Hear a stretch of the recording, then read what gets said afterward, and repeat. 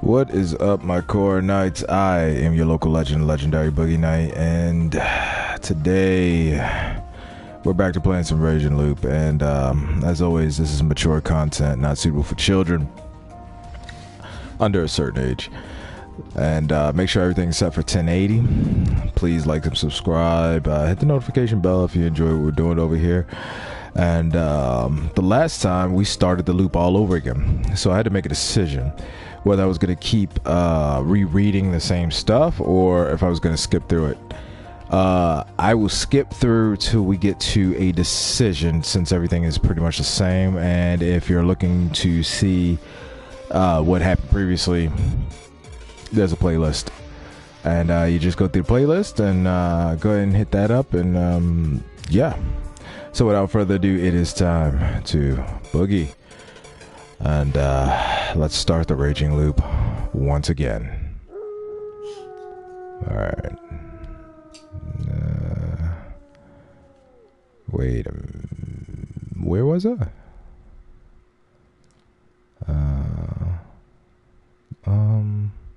I think it was right here. Yeah. Load game. I was woken by a weird chime. It looked like a normal convenience store. There was good shelves. Excuse me, head counter on the left, and whoa. The worker at the counter was so mean looking, it was scary. Alright, we did those. Let's see. Was it supposed to be a greeting? Was this store shadier than it appeared? Shit, that was scary. Clearly the Wonderland had only just begun. Woohoo. I embraced myself. So she was just a slacker. Slightly disappointed. Alright. It was late, so the daily dish and packed lunch section was completely empty. Rural convenience store. Took a drink and brought it to the register. She really was a highlight of this place. You're actually buying. Yeah, I was actually buying. 126 yen. She didn't even scan it. Maybe I had to get better. I'm kind of lost right now. Quickly turning meek. Where can I find the nearest town?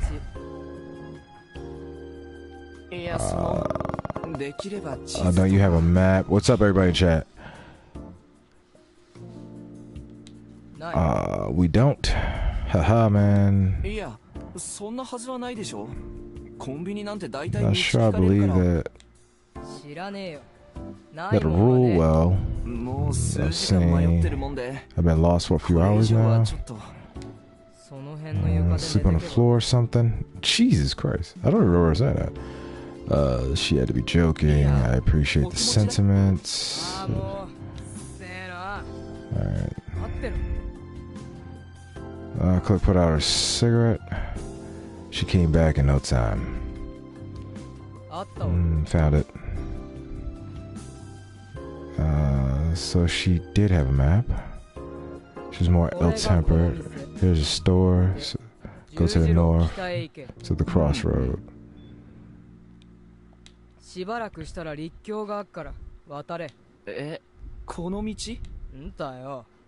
What of it?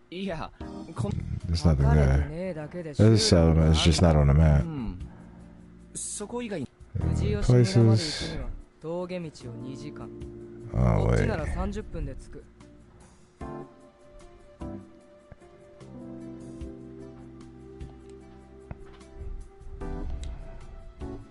It didn't look far away.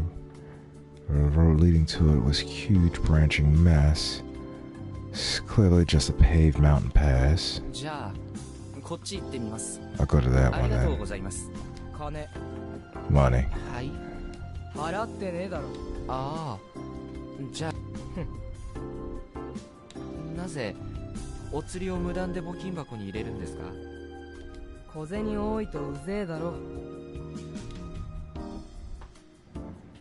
It was a hell of a line. I casually thanked her. Gobbled down a drink. Drank the tea in the parking lot. Claire put me in a bad mood. Following directions across the overpass, I arrived at the first fork in the road. By way she told me about really narrows, probably wouldn't have noticed it. Turning carefully, I got on the road. A minute later, I found myself a veil of dead leaves covered the ground. Road itself was a huge red flag. The exchange from before might have pissed me off more than I thought. Okay, still. I really didn't expect the road to just end. Okay, here we go. It happened about 15 minutes in. The view ahead suddenly turned strangely dark, and a split second later, the bike tipped forward. I reflectively hit the brake, but it was too late. I started going down a cliff. My bike tilted downward, and its suspension was about to be put to its greatest test yet as we basically tumbled down to the bottom. The headlights suddenly shone on some dirt and grass. I knew then that I'd be flung out of my seat. Stifling a scream, I started to work some steering and brake magic to slow down without collapsing, but that was too big a task for a simple road bike. At the bottom of the cliff, it jumped higher than ever before. The suspension couldn't handle the impact, and I was launched into the air. A moment later, I heard it crash and felt an impact, after which came an unpleasant pain. Damn it. The accident where I was flung out like that was a first for me. The launch was really something too. I did a 360 in midair and fell on my back, but my breathing stopped for a moment, and then pain was so bad I thought all my bones were shattered. My face and limbs seemed pretty fine, at least, though I wasn't sure if it counted as a silver lining. There was grass under my hands. I felt it even through the gloves. That and the smell of green made it pretty clear what I landed on. I pushed down and my back sunk, and the grass growth was pretty hefty. It was probably the reason why I came out relatively okay. Sure, my joints cracked when I stood up, but aside from that, I was fine. It was really dark, so I couldn't really confirm it, but I was pretty sure I was even bleeding.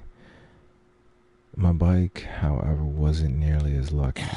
Oh boy. It was lying on its side a short distance ahead. The engine was still on its back. A wheel kept on turning, making an unpleasant fractive noise. Yep, it was busted. I walked up, killed the engine, and took the key. With the headlights off, I was surrounded by absolute darkness, so I just stood and waited until my eyes adjusted. I still couldn't see very clearly, but it looked like that. And this actually wasn't a cliff. I was still on the road. It just wasn't paved beyond this point. Hey, what's up? That woman actually tried to kill me. Zigzagging through the trees, I followed the narrow footpath deeper into the forest. I tried getting my bike up and running again, but instantly gave up.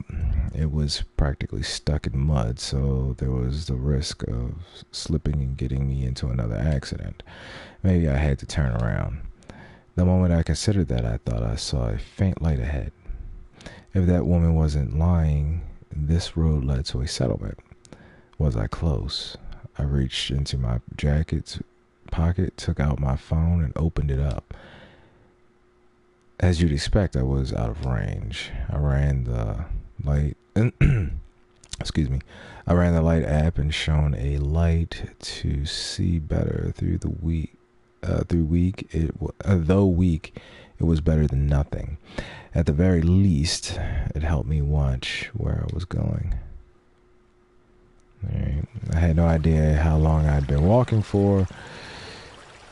It was weirder than I expected. A flashlight, perhaps. I could hear water too. Might have been near a river.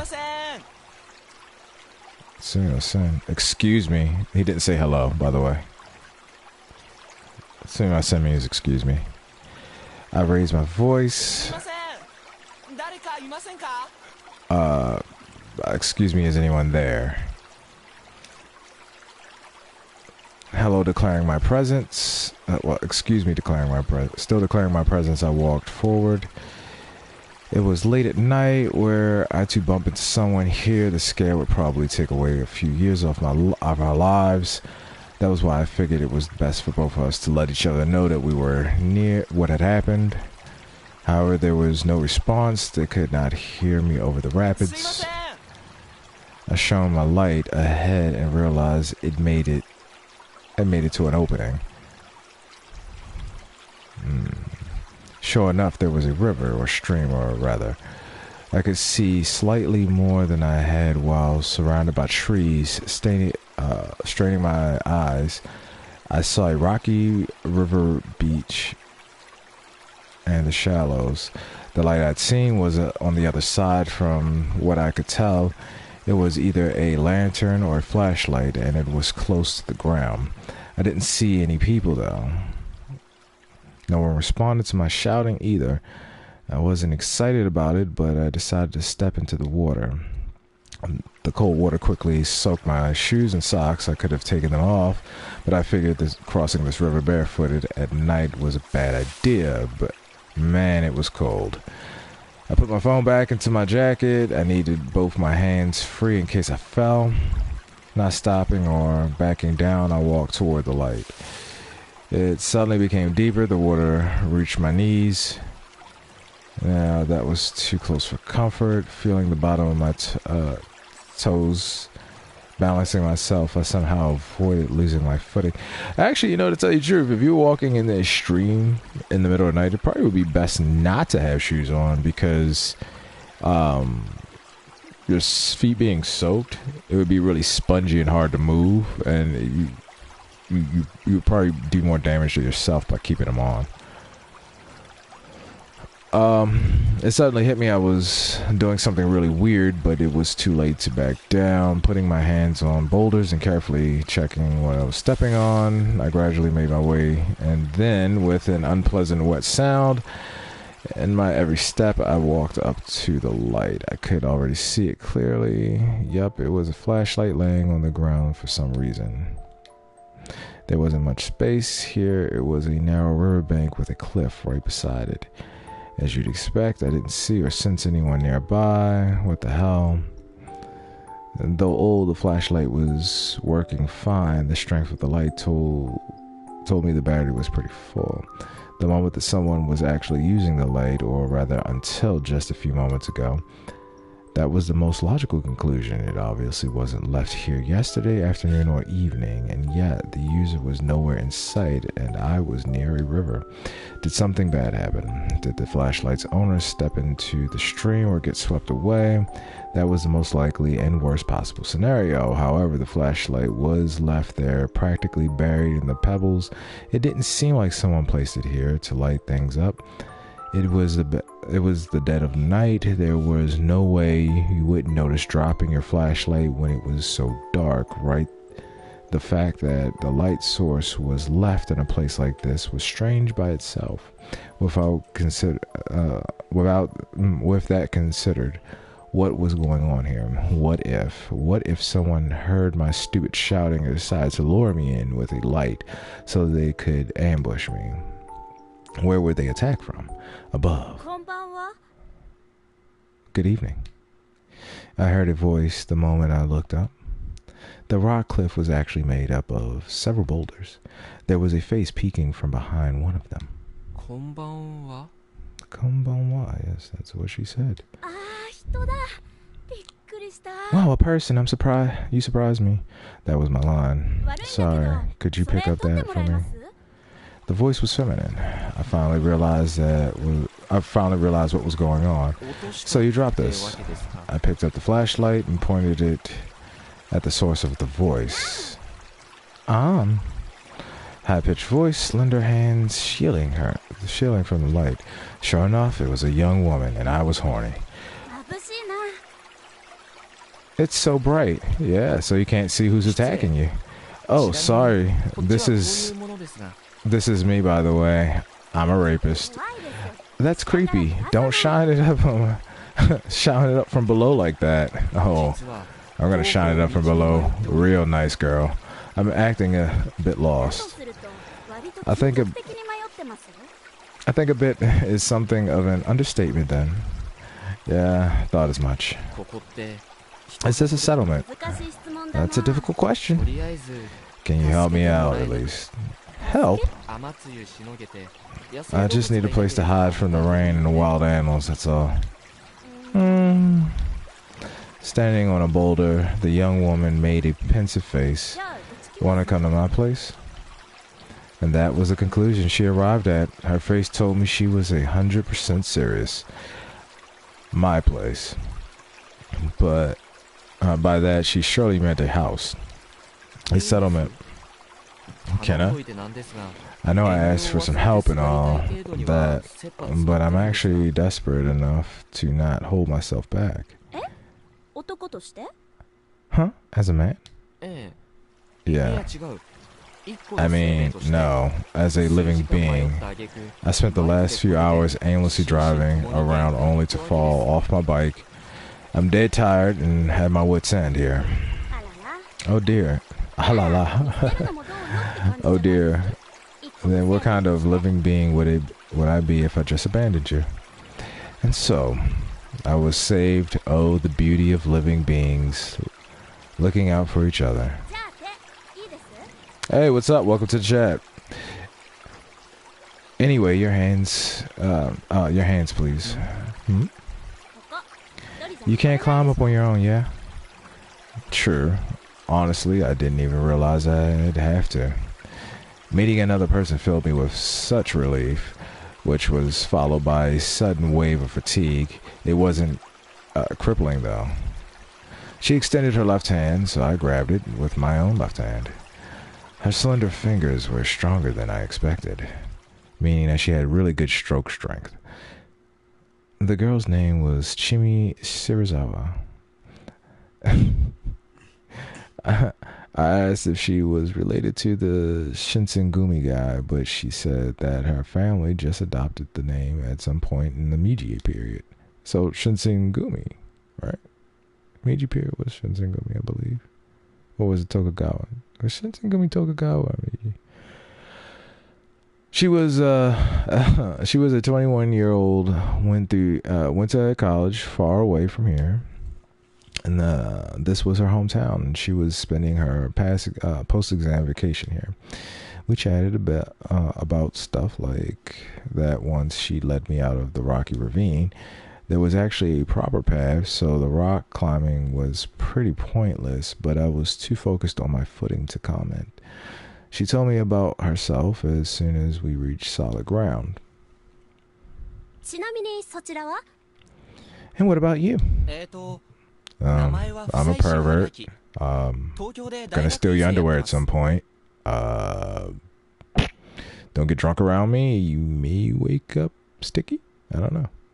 I'm a Haruki Fasashi. Fuck this dude's name up all the time. Fasashi, a graduate student in Tokyo College. So you're a bit older. I'm 24, so 3 years, I'd say. We're in the same age range. Yeah, so don't you dare be formal with me. Alright, then you can be casual with me too. Can I really? I like it when girls are friendly with me. What a fucking flirt. Well, I know that you mean... I know what you mean. I don't like stiff socializing either. Sure, I'll treat you like a friend. Damn, friend zoned off the back. Wouldn't have it any other way. That aside, are we there yet? Not quite. There's a 5-minute... We're like 5 minutes away. Hang in there, Chief. What a lovely girl. You could tell she was used to people. Also, watch your step and focus on just the light. Any reason? There are loads of pebbles here, it's dangerous. The moment she said that, I stumbled on a rock too big to be called a pebble. And it's pretty dark tonight. There's like a shit ton of moonlight out there. I'd be cruising to that place. I couldn't even see the moon anymore. Nodding in agreement, I focused on following the light in her hand. I gotta change, wait here for a second. And so I did just that. Given this was a mountain settlement, I'd expect some old wooden house, but she actually lived in an apartment block. It was too dark to get a good look at it. All I could see were cheap-looking walls like you'd expect from some old boarding house for students. Also, she lived on the second floor in room 202. I'd heard some raindrops as we were climbing the rusty stairs, but now it was really pouring. Between that, the darkness, and the large tree right next to the building, it was nearly impossible to see what was going on outside. It felt like I was all alone in the world of nothing but the walls, the door, and the fluorescent lamp above my head. It made me feel somewhat helpless. I distracted myself with that by imagining her changing, because I was horny. Eventually, the door opened up, and this all seemed really familiar. Sorry about the wait, come in. All smiles, she showed herself, now wearing sport clothes. This was kinda exciting. I was showing an erection. I had to hide it with my pants, so I tucked it between my legs and walked like a chicken. Look at the place. It's completely empty, huh? Yeah. But I get a load of what's in the fridge. Magnificent. Let's drink. That's what I was thinking. Hell yeah. That sport jacket about to come off, girl.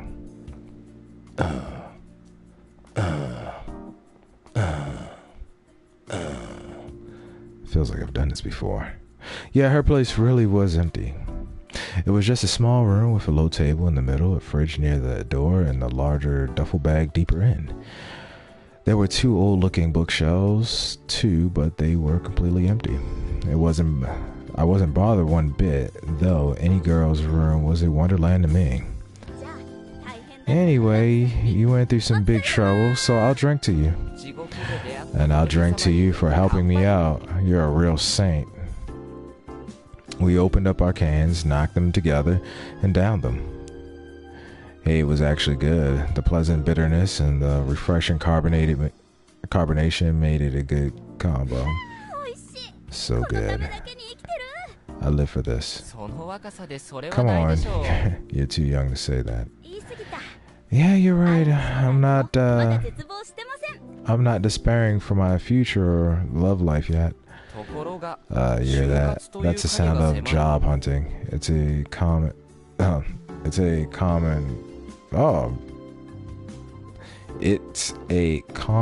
here fast. It's a coming here fast. Oh, I see. I don't know why I'm saying it like that. It's a coming here fast. They said it in a slang way, so that's weird. No, I don't say that. He'll ruin my beer. She laughed. She laughed and took a huge sip. It was pretty clear she could hold her drink.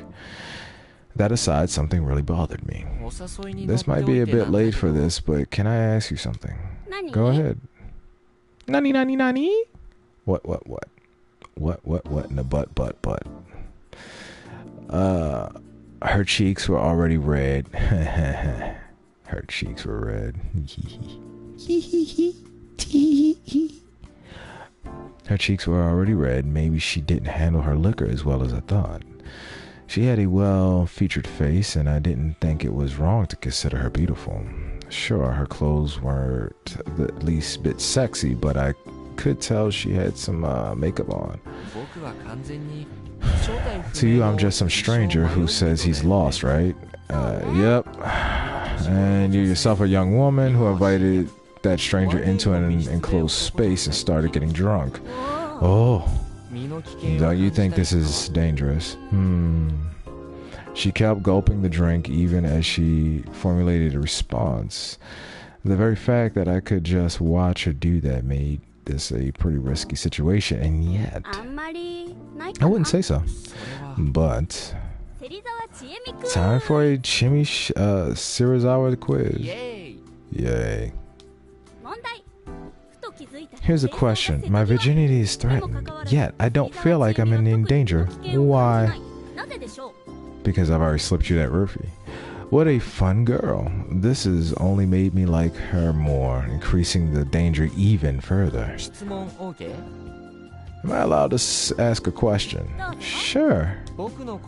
Can I just assume that it's not because I look like a good guy?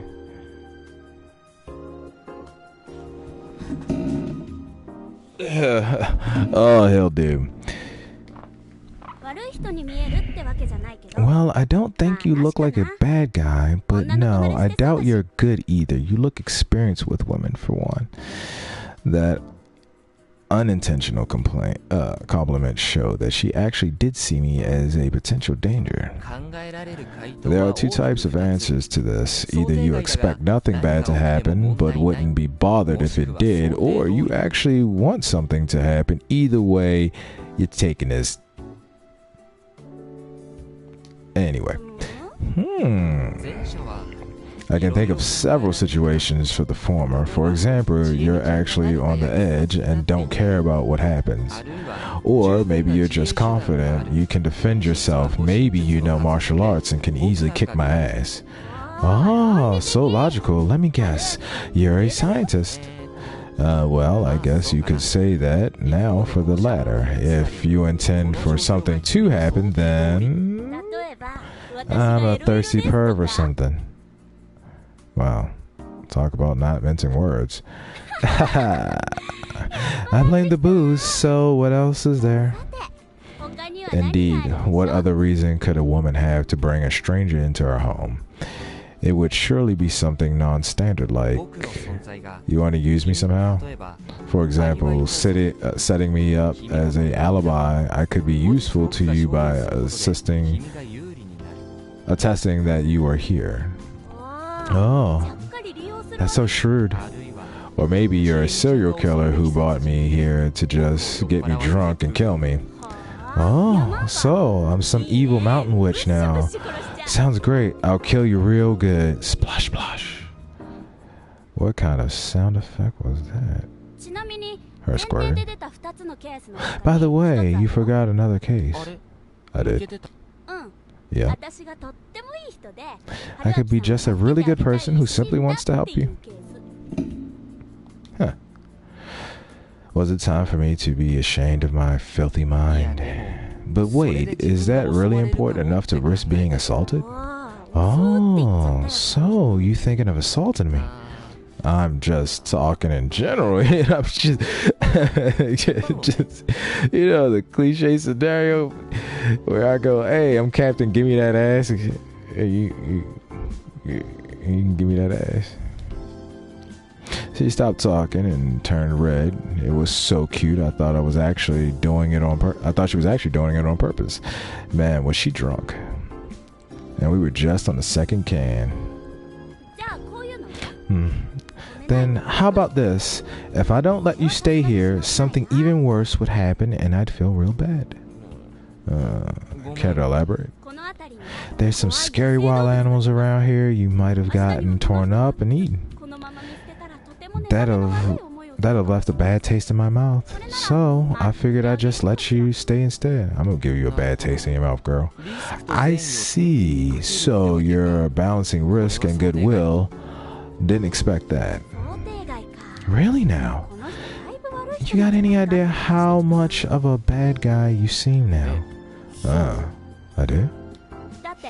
Soka. I mean, you assumed I was a thirsty perv, a serial killer, or needed an alibi before considering I was just a nice person. You're the one who brought up all that pervy shit. Details. So, what's the right answer? We're not just messing around. I'm not messing around anymore, girl. Get it right, and I'll give you a nice present. Get it wrong, and you're dead. Splosh, splosh. Seriously.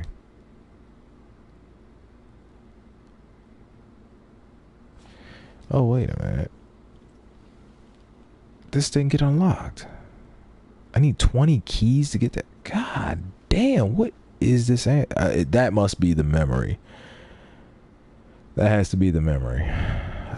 So I have to live to get 20 keys to get the memory to tell her that I know her. Probably. That's probably what's going to happen.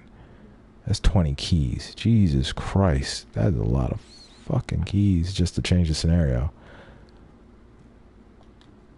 Alright. Ding dong, you're right. So do I get that ass now? Oh, cool. I mean, that's what I meant to say. Well, I wasn't joking when I said this area is dangerous. There's steers, boars, and wild dogs and bears, and oh my. I actually saw a deer and boars myself, but bears? Yep, moon bears. Though they aren't big, but they do attack. It's pretty dangerous out there. That is just wild. But there's something even worse. Worse than bears? Snakes, monkeys, crows, and spiders. Huh?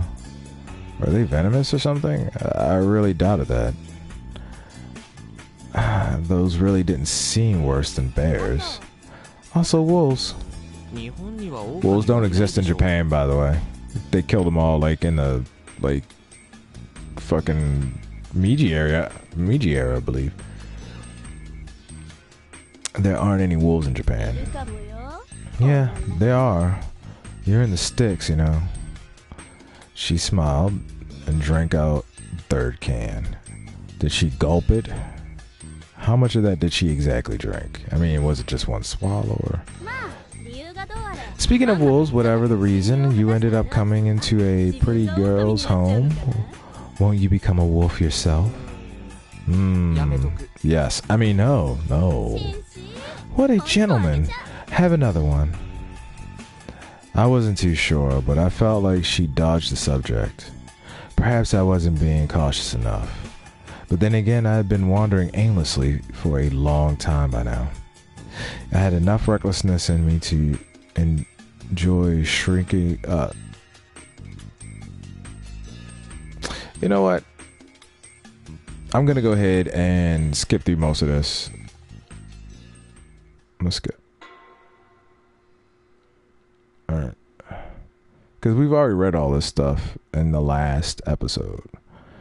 Last thing I remember, start floating, splitting headache.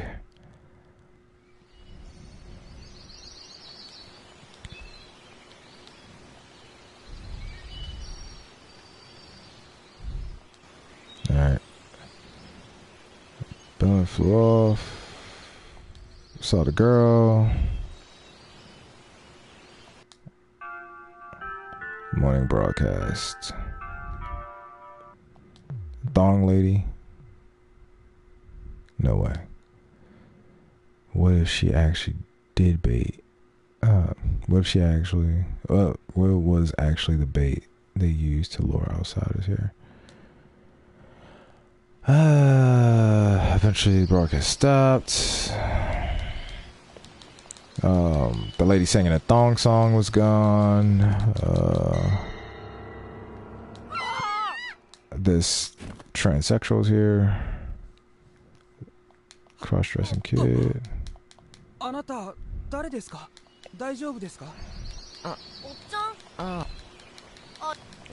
So, why are they dressed like World War II students and shit? JoJo's Bizarre Adventure in this shit. Alright, skip. Alright, that was troubling.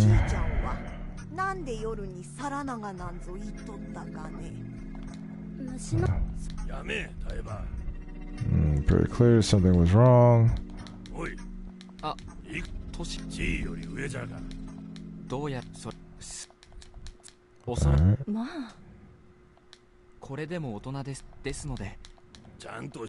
Okay, skip. Alright, go.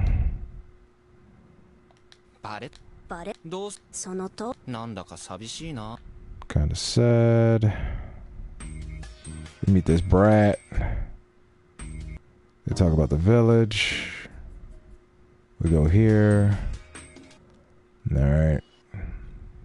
Come on, death scene. Let's go. The old man screams at me. Alright. I stopped my work. Before I knew it, I put my tools down and gone looking for the source. Was I starved for human presence, or did the malleus make me feel like I was in danger? Malleus? Wouldn't it be malice? I walked down the hill to where the song came from. Passing the tall grass, I arrived. Guardings are. It was a strange sight. The field was covered in tall grass. There were countless rocks peeking out of it. Unlike the boulders all over Yosemite, these were only up to my waist. They looked like gravestones. 6. The bed jar gems, a long grate within a ray of bricks. The field extended into the dusky western sky before ending at a cliff. This was the lowest spot in Yosemite, the border of Saranga. There was a large pine right at the edge. Ate the donut bologna rice snows on the mountain. The evening sun, the stones, and the pine's shadow gave the field a strange aura. A little girl was running through it. Her steps were awkward. At the moment, the space was alien. I felt like I was looking at a Giorgio di Chirico painting. The place felt like it didn't belong in the world. Suddenly, I came to understand this place was special. It was a sacred, mystical ground where no outsider were welcome. The girl fell. Are you okay? Run to, with no hesitation, the little girl. It's like he's being told. That was weird the last time too. Bah, help up. Half crying little girl, muddy clothes, new grays on band-aid covered kneecap. Console little girl, push away, run, someone. Appears girl saw once me. Prepare for the feast. When the evening mists arrive, girl, wave. Incomprehensible phrase. I hide behind little girl, fear and hostility, eyes. Run. Girl hug little girl, warn me. You probably won't make it, but run. Me, girl, behind. Mist. Mist, mist, me girl behind mist. Mist. Me. Turn around. Run. Where? In a daze, I came back to the plaza suddenly. Ching shook me, bringing me back to my senses. Where were you? Sorry, I'll finish the job now. It's too late, you idiot. You won't make it in time. You've got to hide. I couldn't understand what she was getting at. What are you doing? Go to your room right now. Haruka-san. Forget the outsider. Old man Konzo and I'll check the other places. Stop wasting time and go back to your... I couldn't understand. What were these two doing? What scared them so much? It didn't take long for me to find out.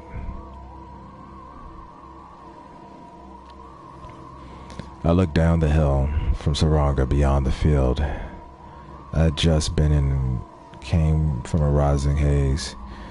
It was so dense you could easily call it mist. It moved strangely like a living creature as it flowed into the plaza. Haruki-san, over here! Jimmy pulled me by my hand. What's going on? Ugh, my head feels like the weight's a ton. Deal with it. You've got to find a place. You can lock the doors. You'll die if you don't. What do you mean? Tell me. Please don't ask questions and just do as I say. Just this once. Albeit hesitantly, I did as she said. We ran up the hill and crossed a rice field path until we made it to a simple outhouse. That should be fine. Seriously, what's going on? Sure, that was a hell of a mess, but this won't protect me, right? Listen, there's no time to explain, so please just do what I say. And only that. Get in there, lock yourself in, stay inside the whole night, and don't make a sound. My mind was pretty clear, but this point, my mind was pretty clear by this point. So much so that I began to wonder why it was clouded until now. Because of that, I could easily understand exactly what Jimmy just said, despite how weird it was. I could also see she was really desperate. God damn it, why do I not have these other keys? Okay. So you need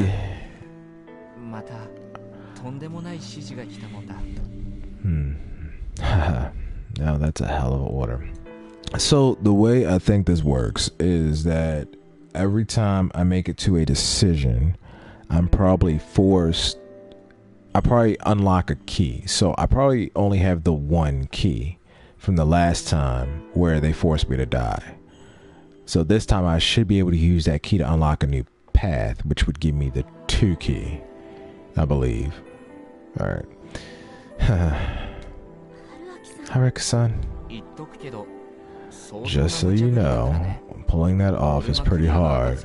When I do, I'd like a good reward and an explanation. Sure, I'll tell you everything. So please survive the night. The words, the teary smile, none of it looked fake. See you then. You gotta hurry, right? Yep, Haruki-san. What? I'll tell you tomorrow. Leaving me one hell of a homework assignment. Jimmy ran off. The plaza was covered in the mist by now. I could see it was rising to take over the fields too. Anyway, I promised. A promise was a promise.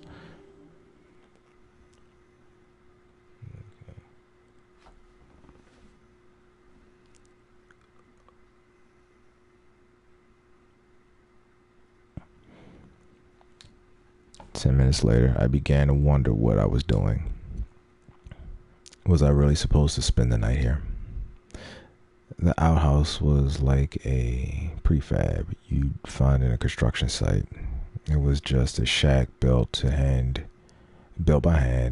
It merely happened to have a toilet. Oh, I don't know what's going on with me. The shack built by hand, it merely happened to have a toilet until the unit installed. It was Japanese style, so you couldn't even sit.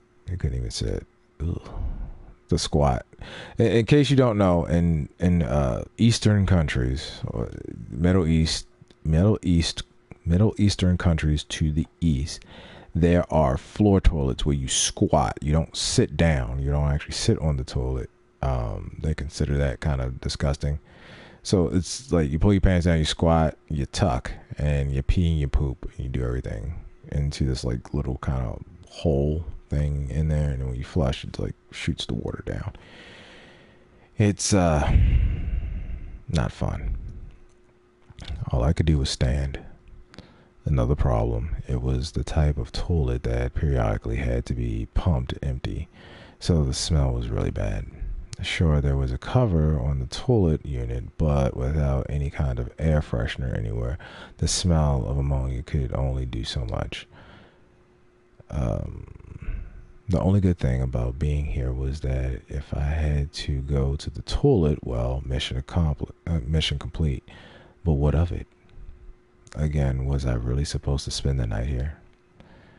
The question quickly made me realize how stupid this was, and I began making assumptions to make this easier for myself. Was I being pranked, or was everyone here just crazy? Hell, the mist had already filled the surroundings, and there was no way that this shabby outhouse protected me from it. The air here already felt misty and damp. The temperature here was low, so I could still bear it somewhat, but staying here all night would make me all wet. I wasn't safe from the mist here. Considered, I'd probably be better off sleeping in the grass outside than staying here. The reasonable part of my mind urged me to stop playing along with these hicks. However, get in there, lock the door, lock yourself in, stay inside the whole night, and don't make a sound. Alright. Sure, I'll tell you everything. So please survive the night. My sense of duty made it hard for me to break the promise I had made to her. Actually, that wasn't quite true. I was more intrigued by the prospect of learning more about this place. Oh god, no, I'm not going through all this again. And then she says it again. It like goes back through the people that he met.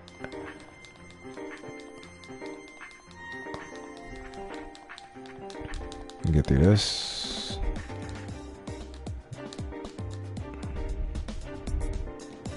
Alright. Lock yourself in Hicksville. It seemed weird. Alright. Don't make a sound.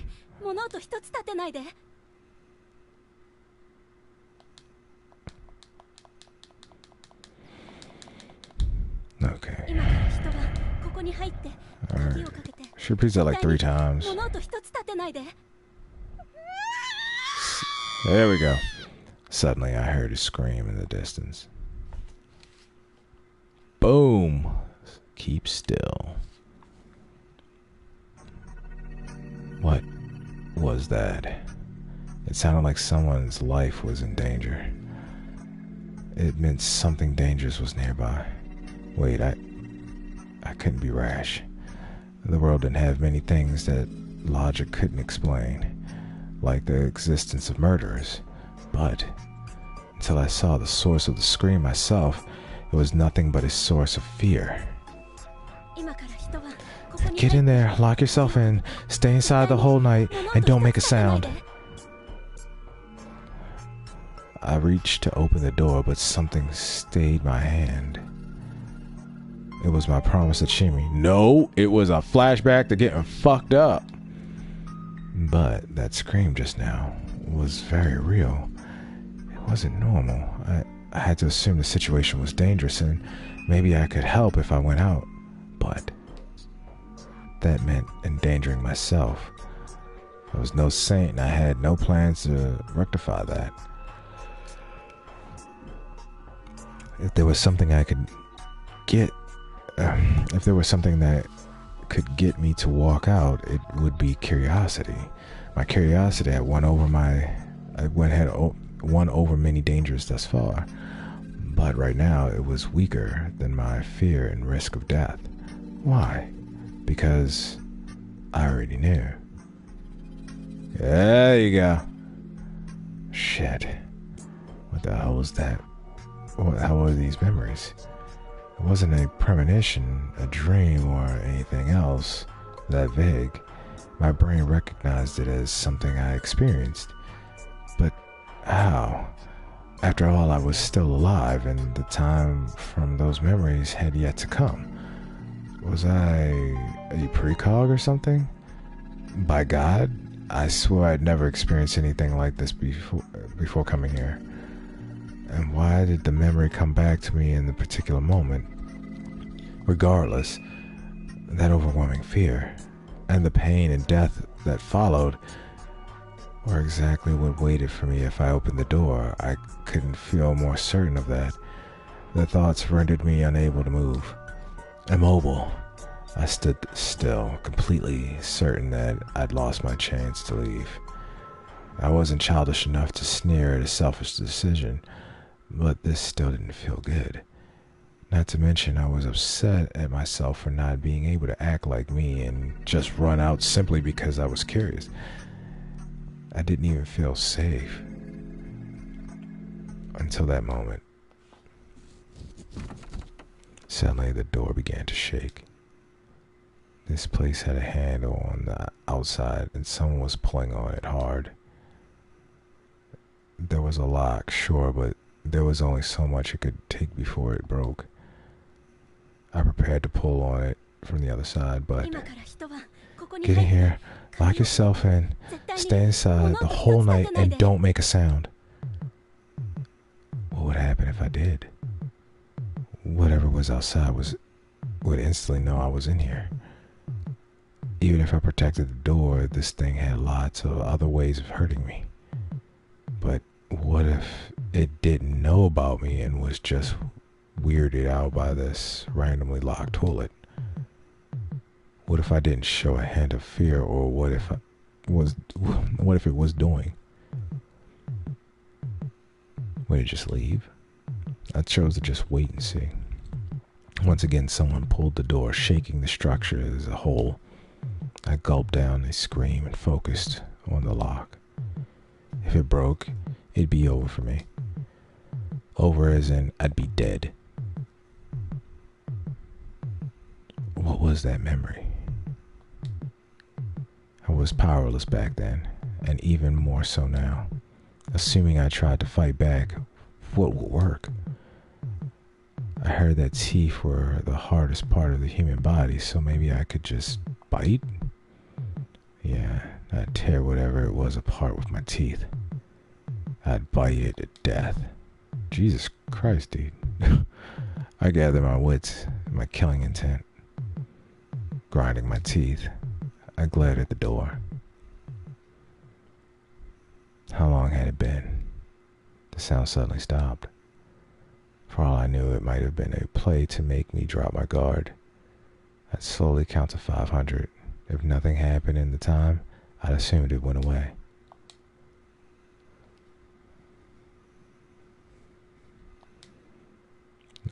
Okay.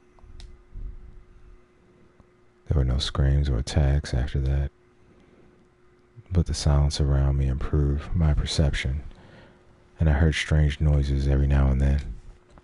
Breathing, growling, claws on the ground. Basically, I felt a beastly presence. So that thing actually existed here. Was it what the mist brought from the Saranga? The wolf is coming. Did they all know about this? Shit, I couldn't learn anything in a place like this, and not knowing things scared me.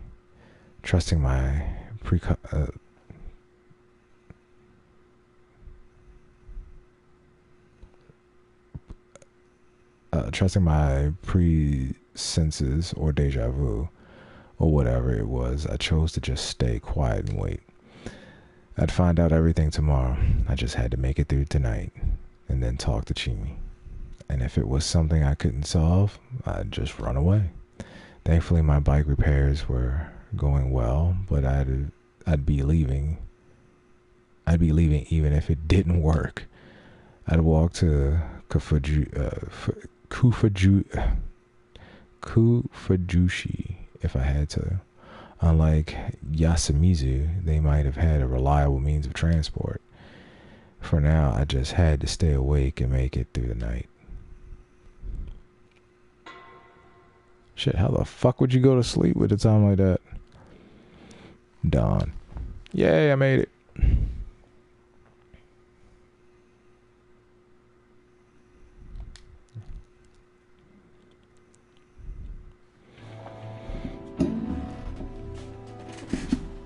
Oh.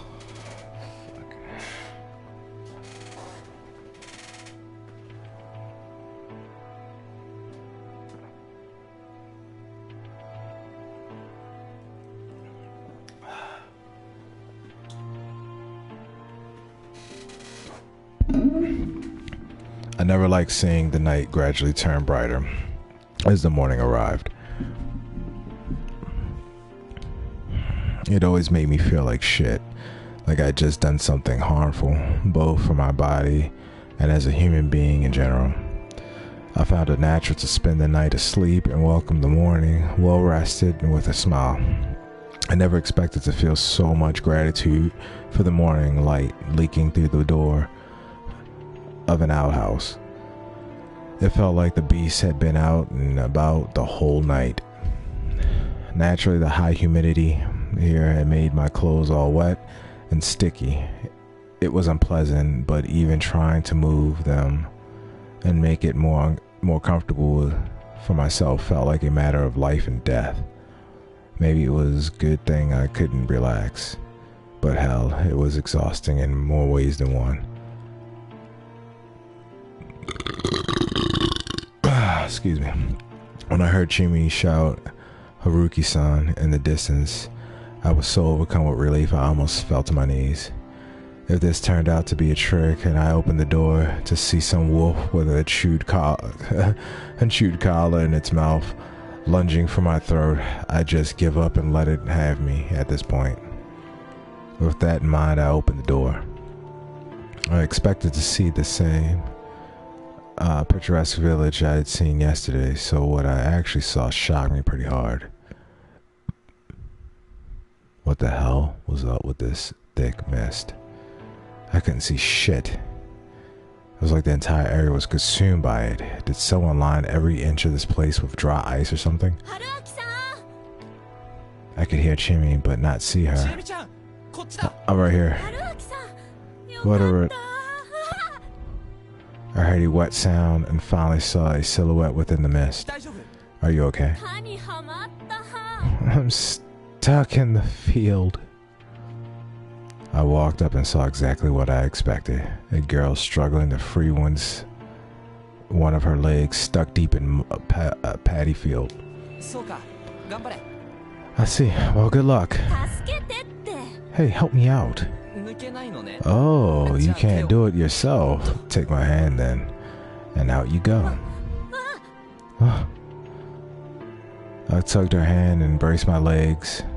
That was enough to help her, but she lost her balance and... Safe. Headlock. This is a wrestling move. You're actually pulling it out. Pulling it off. Despite how close we were now, this wasn't the least bit romantic. Anyway, I'm glad you're okay. I definitely remember the time where I was far from alright though. Yeah, I guess I am. I had no idea what that was about, so I didn't see any reason to mention it. I did feel like there was some beast outside. Jimmy's expression immediately darkened. She clearly knew what I was referring to. I have lots of questions, but right now I'm more interested in the scream I heard than anything else. And that was... you know what I mean. She fell silent, clearly uncomfortable. It was pretty ominous. This way, no point delaying the inevitable. Jimmy gave me her hand. I took it, but I didn't feel the least bit excited about this. Was it the woman at the Tio's? The dad? She led me down the path to the school dorm. Was it the girl? Oh, Fusashi-san, you're okay. Congrats on surviving Toilet Man. Thanks, Warm Futon Man. You're okay too. Wait, where's Haru-chan? Did she... Oh, she's fine. She suffered quite a shock, so she's taking a while to get dressed. I see. So the rest of you have already gotten a move on. Hey, did you even handle... How did you even handle being in there anyway? Were you asleep? As if I could. I had no idea when I could get out. so I just waited until I heard Chimmy's voice. Huh? You were awake? Sangha made it sound like that was weird. You try sleeping in there, guy. You can't even sit, much less lie down. No, that's not what I see. I really hate it when people just trail off like that. It makes me way too curious. Why are you here anyway? We're waiting for Haru-chan. Keeping a lookout. A lookout? We're not letting anyone near the scene until the situation is clear. Scene? So someone actually... Wanna see? It's a good way to test your stomach. Moochie, don't mess around like that. Yeah, I do. The invisible and unknown were way scarier than anything else. Not to mention I could already smell something foul. I lightly moved them aside and walked up to the so-called scene. There was a corpse. It was in such a horrible state, it was hard to recognize it as human. I imagine this was what you would have gotten if you overturned a butcher's cart. That was how thoroughly the victim was disassembled. Also, the butcher would have had to deal in entrails. Enough of a comparison. That's enough of a comparison. Straining my eyes to look through the thick mist, I could actually make out some human parts within the vast sea of blood or mountain of death. Hands torn, clothing, hair, and a shoulder bag. How professional. She kept holding on to her. Oh, it was the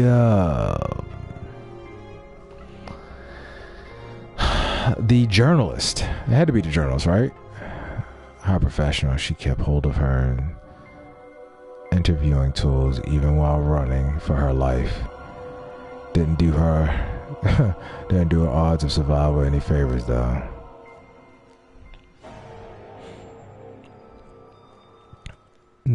Despite the body's state, it was hard to tell that the victim was Hisoko Mamiya,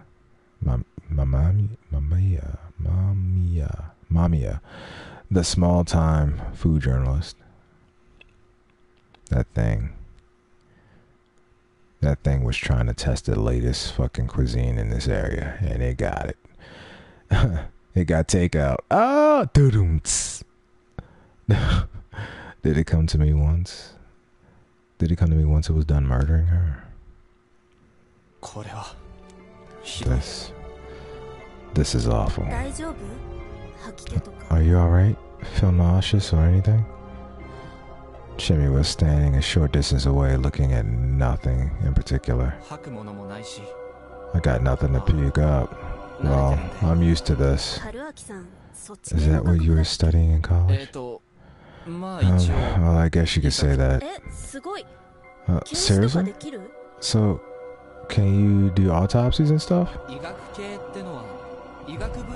When asked if they study medicine, I guess you can say that it was students from similar departments say to make themselves look good, but I did see a few pathology analysis.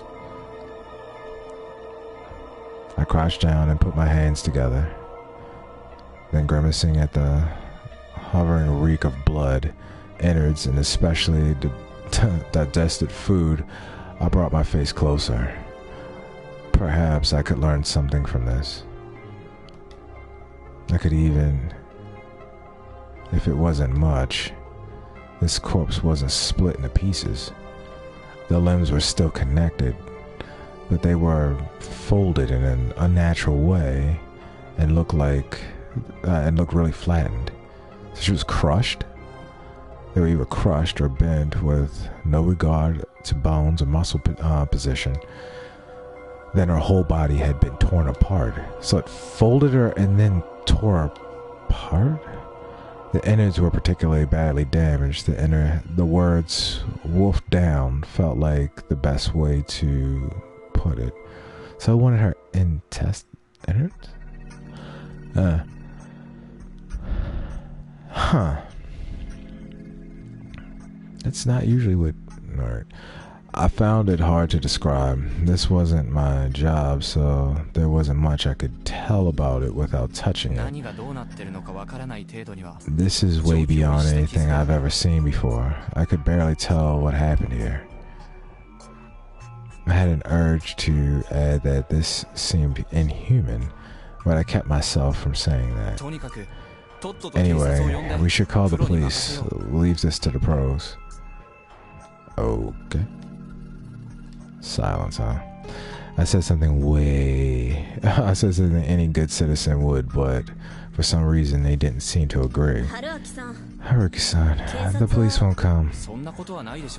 Why wouldn't they? I mean, someone died. Bless me. Ooh. They won't. Then let's evacuate. That's not happening either. Why? We have my bike and their van? Anyway, with Fusashi-san, we now have all the survivors. So let's go to the dining hall. We'll wait for Haru-chan. Yeah, you do that. Let's go, Haruki-san. Can I get an explanation? Sorry, but I'm not in the mood for explanations. Figure it out yourself. Oh, wow, holy shit. It was the first time Chimi acted so harsh with me. I was pretty irritated myself, but it must have been worse for them than they actually had info on what was happening. Sorry, that was insensitive of me. Really? That's insensitive? Why would that fucking be insensitive? I'm sorry. Something just murdered the fuck out of somebody. I slept in a urinal the entire goddamn night, and now there's a giant mist, and there's a creepy fucking girl saying shit that don't make sense. I'm sorry. Maybe I have fucking questions. All I did was wreck my goddamn bike. Shimmy said nothing more and just silently walked off. I followed after her.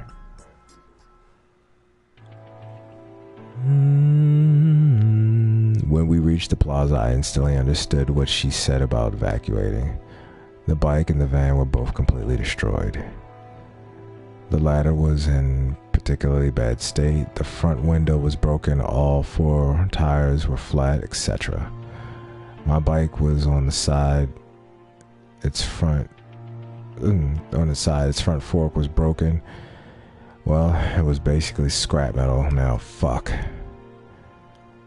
There was a rock right next to it. I guess we had our weapon. And there were more remains inside the van. It looked like an enormous mountain of flesh and bone. If I didn't know about Yuta, I'd have assumed there was 2 or 3 corpses there. Hashimoto-san. Jimmy slowly nodded. I now knew we'd lost not only 2 lives, but any means of transportation as well. Look there.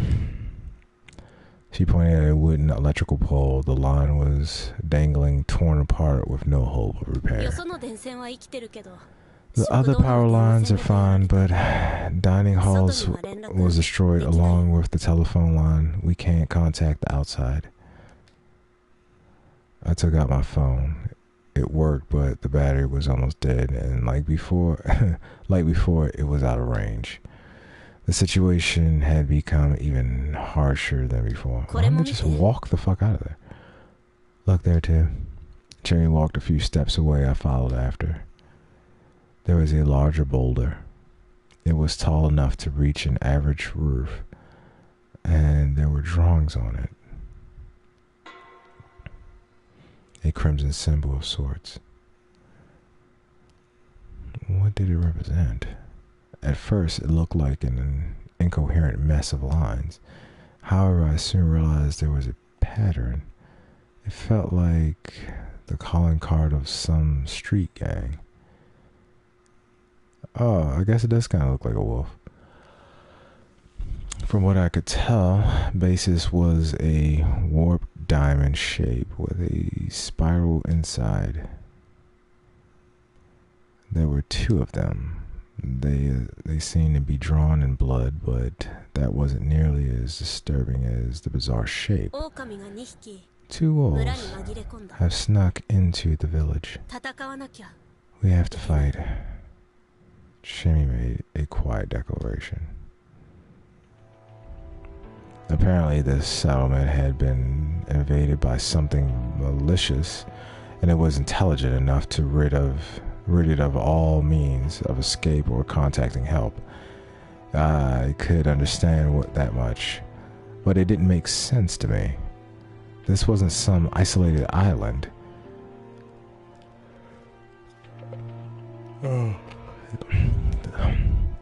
There was the cliff, sure, but you could still go down to Sarongo or go to the Kamafujishi. I'd ask about the next time I had the chance. Sorry. Sorry I got mad. It must be hard for you too. Don't worry about that. I'm just an outsider. Don't say that. Poor choice of words on my part. I mean, I'm an outsider who doesn't know the rules, so I'll just silently watch for the time being. I'm tired, but I think I'm less shaken by this than most people, so I figure it's the best for me to stay cool. I imagine even the elders are more bothered by this. Haruki-san, are you really just some university graduate? What else could I be? I don't know, you seem way too calm about this, like you're used to situations like this? My nerves are pretty messed up, I guess. The small dining hall was jam-packed with people. You. He survived? Good morning. Though I guess it's not very good considering what's going on. I'm sorry I didn't prepare enough tea. What the fuck? That's okay. You did it, didn't you? The younger Aubrey boy advanced me. No, I didn't. Why would you think that? Shut it. Where the hell do you get off? Strutting in like that. Stop it. Yoshi, bro. You're the one who needs to shut it. The hell? You're the one who said this Barris is shady. Man, I hadn't expected to be treated like this badly. I'm saying this ain't a matter for the brat like you. And you're bothering Corey. So stop it. Takumi, please calm down. Let's keep it peaceful. It's fine. We'll talk it out. Thus offering homage to Shinai, the Almighty.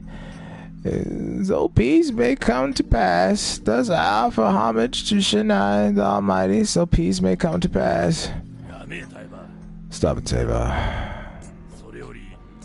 That's a bad omen. Where's the key to the meeting hall? I gave it to Atsumatsu-sama too. Maybe 3 days ago. Said she fixed the podium. Well, Missy. I'll go and get it. That was the woman. So she wasn't just an illusion. Atsumatsu-sama was her name, huh? I thought our eyes met for a second, but she just walked by me. Wait. Meiko-chan. Wait here for a moment. That girl was here too. Deeper in there was Kanosuke, Nosato, clearly irritated by something. The old man who cried wolf. And not too far away, there was the old man who cried wolf. Just like yesterday, it was hard to tell what he was thinking about, let alone thinking. They were the only ones sitting by the way. The others were all just idly standing.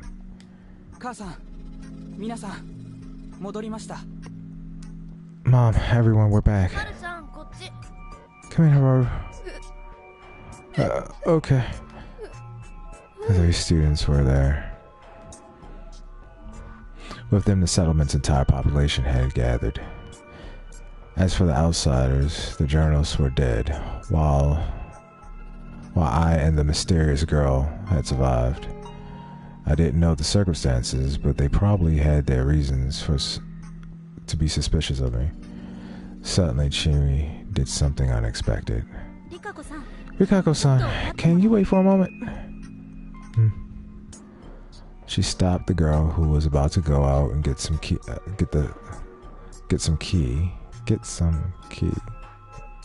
out and get some key. Oh, I get it. Go out and get some key that they were looking for. Right?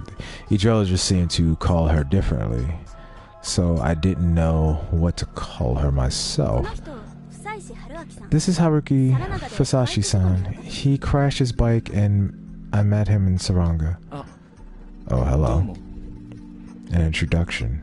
Now, why? This is Rikako Utsumatsu. Utsumatsu is made of the kanji for spin and end. Pretty rare, right?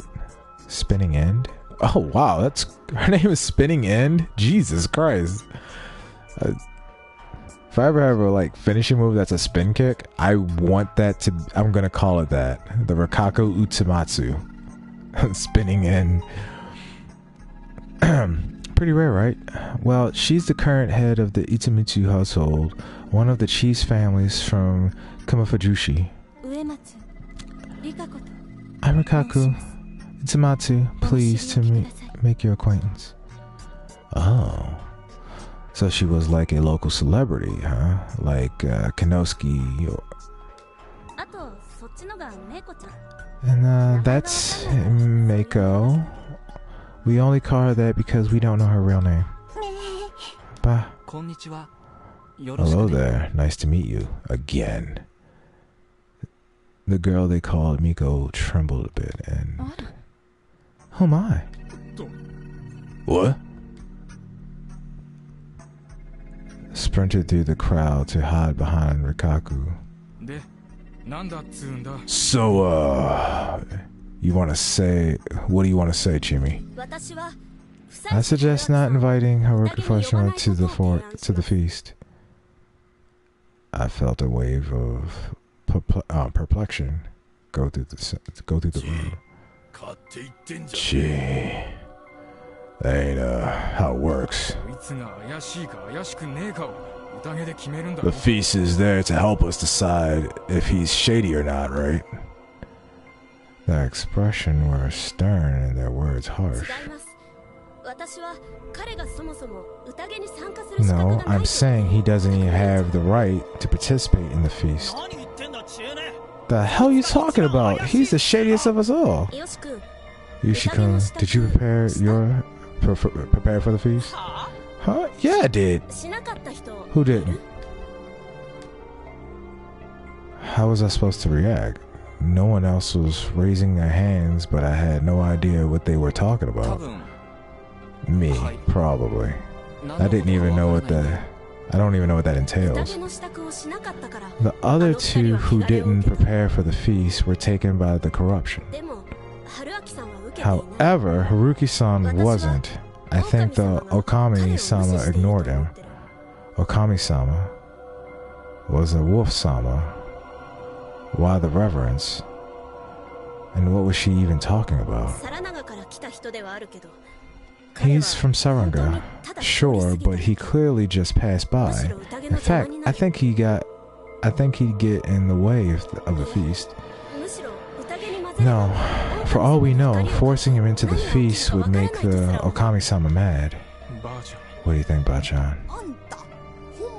Did you really survive without preparation? What was I supposed to do? Purify, shelter, dream. Basically, cleanse your body, lock up in a single building, all by yourself, and wait for dawn while asleep. I didn't. Then I was in the outhouse by myself, but that's it. I didn't bathe and spend the night awake. The place got all noisy. They probably didn't expect that answer. I don't know. This has never happened before. Tay sounded genuinely puzzled. What do you think, Rikaku-san? I had no idea what kind of dynamic we're at work here, but Shimi asked for Rikaku Utsumutsu's option. I consent to the idea. If our great lord Shinai chose to spare him, he must be exempt from the rules of the mountain. Her words created even more commotion. So there? Jimmy, you know what you're doing, right? If we remove him, yeah, we won't have to waste our hanging for a day.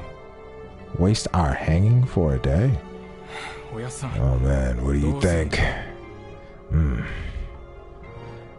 It was a roundabout. But in the end, once again, the one to make the final call was Konzo. He won't be in the feast. Oh man. But, glaring directly at me, the old man walked through the gathering and approached me.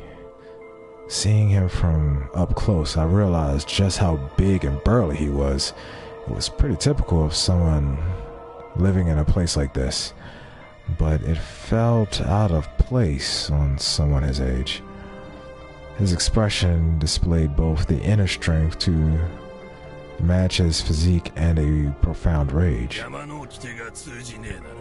If the laws of our mountain don't work on you, it'll be the rules you follow.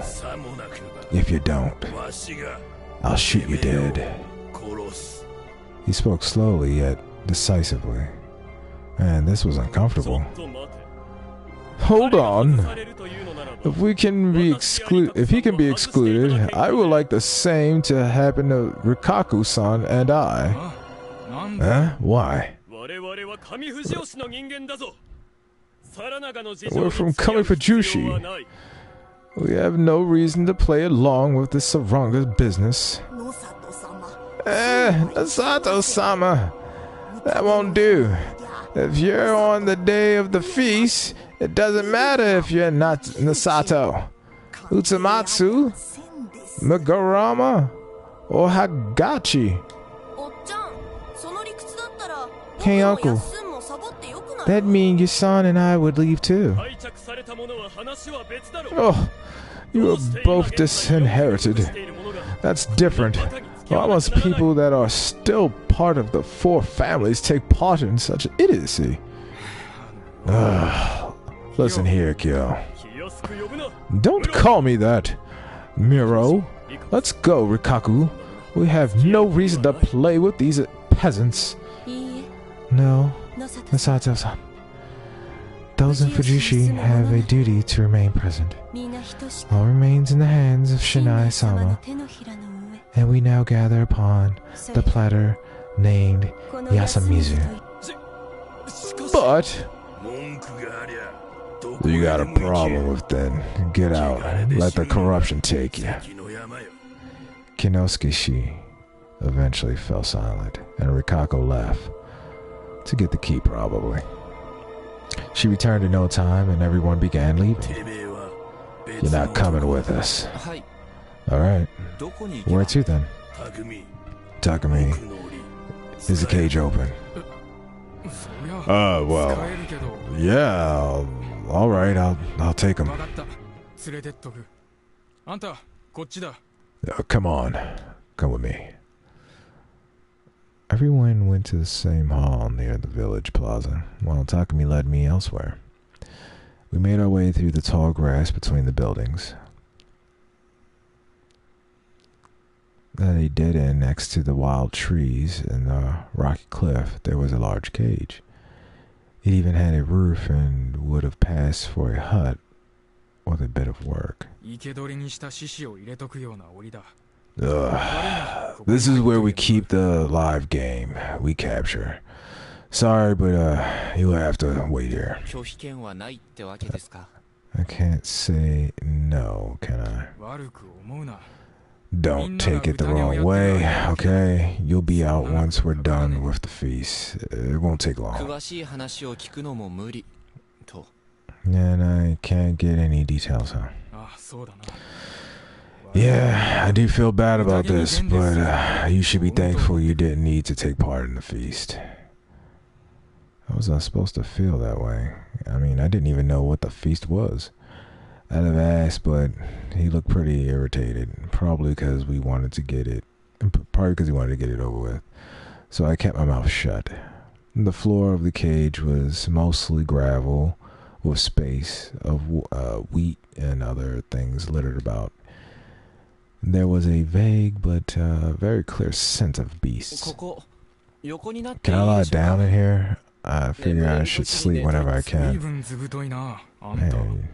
Man, you're brash. No, just a coward. I don't want to go. I don't want to die, is all. That was why I abandoned those people. After Takumi-san locked me in and left, I laid down and closed my eyes. The ground was hard and it reeked pretty bad, but it was still on pavement over the outhouse.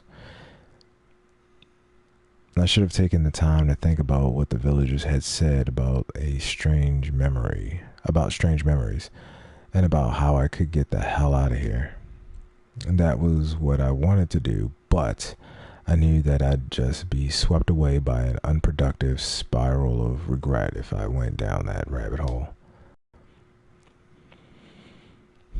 I had always been this admirable of a person. Another thing, for some reason I felt like I'd spent the eternity of this time just watching the battle. So I decided that I'd focus on resting and preparation for what was to come.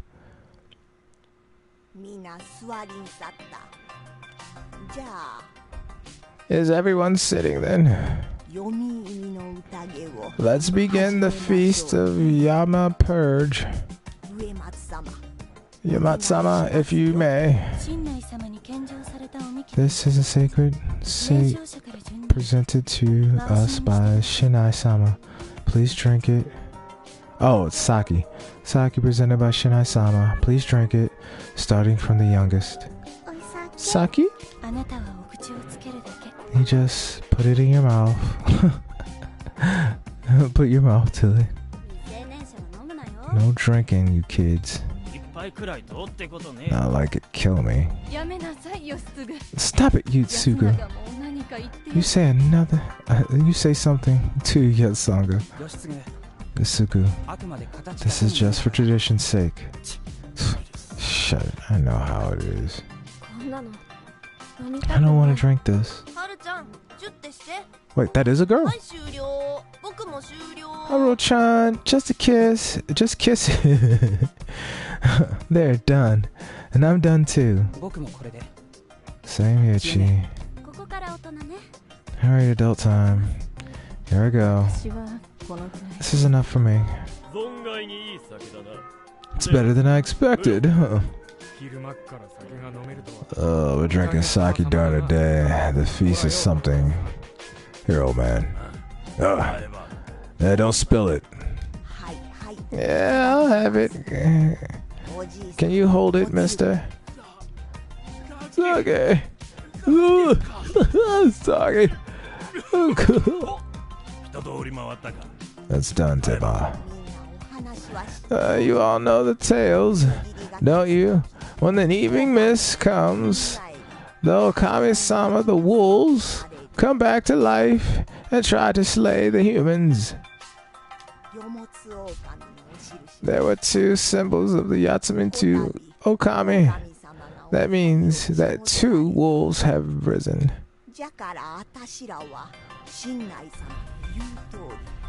That's why we must do as Shignai-sama says and throw a feast so we can find and hang them using the powers of the guardians some of us were given. If we don't, we'll be taken by the corruption. That means dying a horrible death. To avoid the corruption, we must have feasts to slay the wolves. That is our role, inhabitants of Yusimizu. Oni-chan, what does slay mean? It means kill. Scary. It's fine. I'll protect you. Sorry for the interruption, Yamawaki-san. It's okay. Children always do that. She's not the only one among us who could be a wolf. Ooh, good grief. What nonsense. If that's what you're thinking, then just fuck off and let the corruption have you. Yotsugu. Orbis-san, I'm concerned about your son's upbringing. I'm like this cause I wanna be, motherfucker. Don't drag the hag into this. Shut up, Yotsugu. I'll punch you. Huh? That could be me? The hell are you acting tough for? If I say I'll punch you, I will. You too, Kyo. Just shut up and listen. You don't have the guts. Hear that? Adults don't let stuff like that get to them. Anyway, Bachan, this doesn't seem right to me. I've been hearing about this ever since I was young, but it never made sense to me. We've been here for so long as we can remember, with exceptions of Miko and, well, each other. They've been replaced by wolves? Like hell. We're the same as always. Takumi, you're being naive. What are you saying? There's someone shady among us. Everyone's shady. Oh, Ji-chan. You be careful too, Haru. Even beasts can trick people, and people trick better than any beast. There are things here acting like they're one of us. Why are you so confident? There's truth in what the ancestors said. Well, if you say so. That's just what Yatsumitsu numbskulls say, isn't it? Chikamachu. Again, you irrelevant little shit. Shut your mouth. Why don't you stop that? I'm sorry. So, what do we do now? Well, what do you mean? We talk and decide, right? Well, will that be enough? I mean, you're deciding who to kill here, aren't we? Everyone will say that we think. Everyone will say what they think. Then we'll narrow it down to the most reasonable option. Chine, what do you think? I think it's a mess. We already have people who think no one's shady and those who think everyone's shady. Yammering on and about something that can't reasonably be decided is a waste of time. Besides, in the end, this is just going to be decided by whoever's most influential. What are you getting at? Don't worry much, Jimmy. Most of us here are Yuzimizu brothers and sisters. It'll work out in the end. I appreciate that. I appreciate what you're saying, so considerate, but we're talking about killing someone here. Plus, it gets worse. If you don't want to pick someone close to you, you'll just choose someone else. Someone you don't like, or a stranger. Personally, I think you shouldn't let that kind of thing affect your decision. It'd be a grave mistake. Hey, I'm trying to say that killing and all that shit is insane, and we should stop it.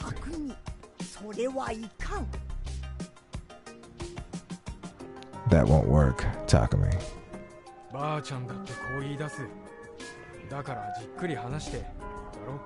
Bachan's saying the same thing. That's why we gotta talk it out, you know? I know what you're trying to say, but... Can I... Haru-chan speaking. What's the likelihood of the guy Chini brought being the one who killed the journalist? See what I just say? I don't think he did it. Just my gut, though. What about you guys? Takumi, you said he's shady. I did, but Chimi said we shouldn't make decisions based on that.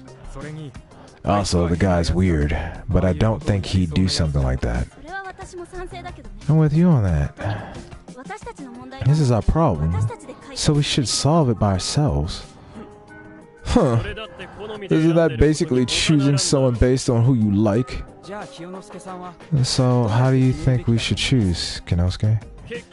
I believe majority rule is the most reliable method. Hail democracy and all that. That's not very like you. I'm merely saying with those there's no better way to get to the common option of this many people. Also, talking it out and making the decision then is basically taking the conclusion that most people agree with. No, that's the same as majority rule. Otherwise, like you mentioned, everything would be decided by whoever had the most influence. Who would that be here? Yutsumisu, Kanzo, Mikasa-sama, Tei, and who would be killed? Me, of course, the non-local. Isn't that foolish considering the people deciding might themselves be wolves? Nasato-san. Just so you're aware, I have no intention of dying. At the very least, I want the method where I have a say in what happens.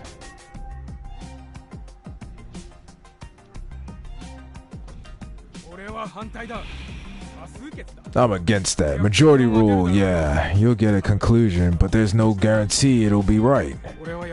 I still think talking it out and deciding when is the best. Speaking of which, what would we even talk about? Tabacha, you said something about the guardians of the mountain lending us their aid, right? Yes, the snake, the monkey, and the crow, and the spider will lend us their aid. Do you know the details? The snake! An old fart, you know about that? The snake can ask the mountains who's a wolf. There are two monkeys. They both know who the other monkey is. The crow can ask the mountain if the hanged one was a wolf. The spider can ask the mountain to protect someone from the wolves, but only for one night. Oh.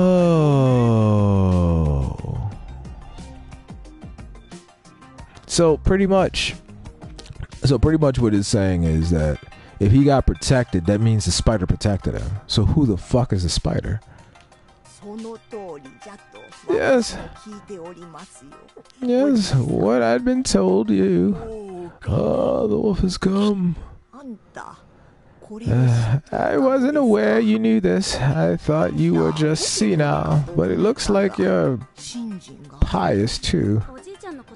Anyway, that means that some of us here should have those powers. What do you mean? Wait, do God and the Guardians even exist? Isn't it some serial killer using old folktales as a cover? Haru-chan, God really does exist. You just believe he does. No, all of us must have seen Shinai-sama at least once in our lives. But that's... Calm down, Haru-chan. Are you alright? Yeah, sorry. I think it's her. I think she's one of the wolves. I think it's Haru-chan. Whether it's true or not, we should start by putting together what we know. It's too early to decide anything. Let's make the guardian thing a bit easier to understand, huh? Well, youngins remember the old tales better. The snake sees the monkey and holds hands.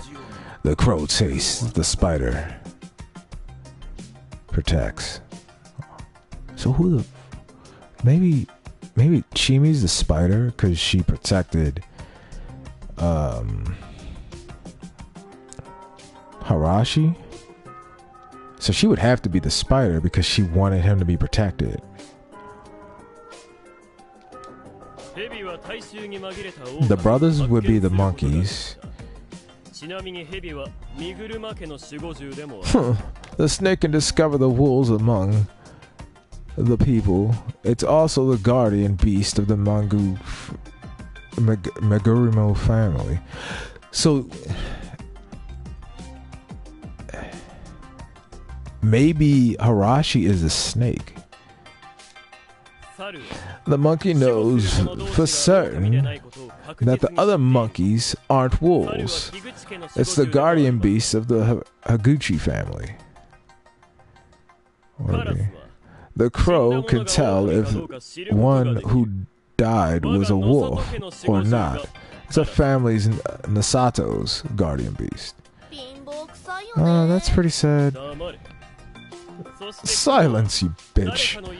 And the spider can keep the wolves from entering someone's home. It's the Yamatsu's guardian. Indeed, each family's crest represents their guardians too. But how do these choose by these guardians? How are those chosen by these guardians use their powers? Well, the snake writes the name of one still living person on something and puts it under their pillow before bed. The next morning, Shinai-sama tells him whether it's a human or a wolf. There are two monkeys and Shinai-sama tells them who the other monkey is the moment they're granted protection. The crow is told whether the person who was hanged the day before is a human or not. The spider writes the name of the still living person and places it under their pillow. That person will be protected from the wolves, but only for one night. With these methods, we must use the power of the guardians to pick someone to hang each day. If we get all the wolves, we win. If the wolves get everyone else, we lose. Do you understand now? Yes, ma'am. Where did you even learn this? I heard about it from my Oba-chan. Aw, her grandma. Wait, that means that those who have village head family blood have their guardians, right? I'm not so sure about that. I mean, we don't have everyone with Meguruma blood disowned or not. I heard that the guardians are very fickle about who they lend their aid to. Then, who are they? If they reveal it, they might make themselves targets for the wolves. We won't get along. We won't get anything done if we can't talk about it. You think so? What if? Screw this. We're wasting time here. Listen up. My guardian's a snake. What? Huh? Takamine. Is that true? How do you even know that? Forgot to explain that the guardians come when you're dreaming and leave a mark on their chosen ones. If you wish to borrow their power, write it up and put it under your pillow. The mark will give you their answer. Yeah, I had a mark on me. I don't remember the dream though. So the snake sees. Does that mean Takumi-chan already knows who are wolves here? No, as I said, he has to write it up and he can only choose one person per night. Huh? So we won't know anything until tomorrow morning? Yes. Can I ask something, Miro? What is it? Why did you reveal such important information for no reason? What do you mean, why? We have no other information to go on. Based on what you just said, the snake's power is very important. It makes you a very powerful asset in the fight against the wolves. So revealing it makes you, like you did, puts you in the grave danger. Huh. I ain't scared at all.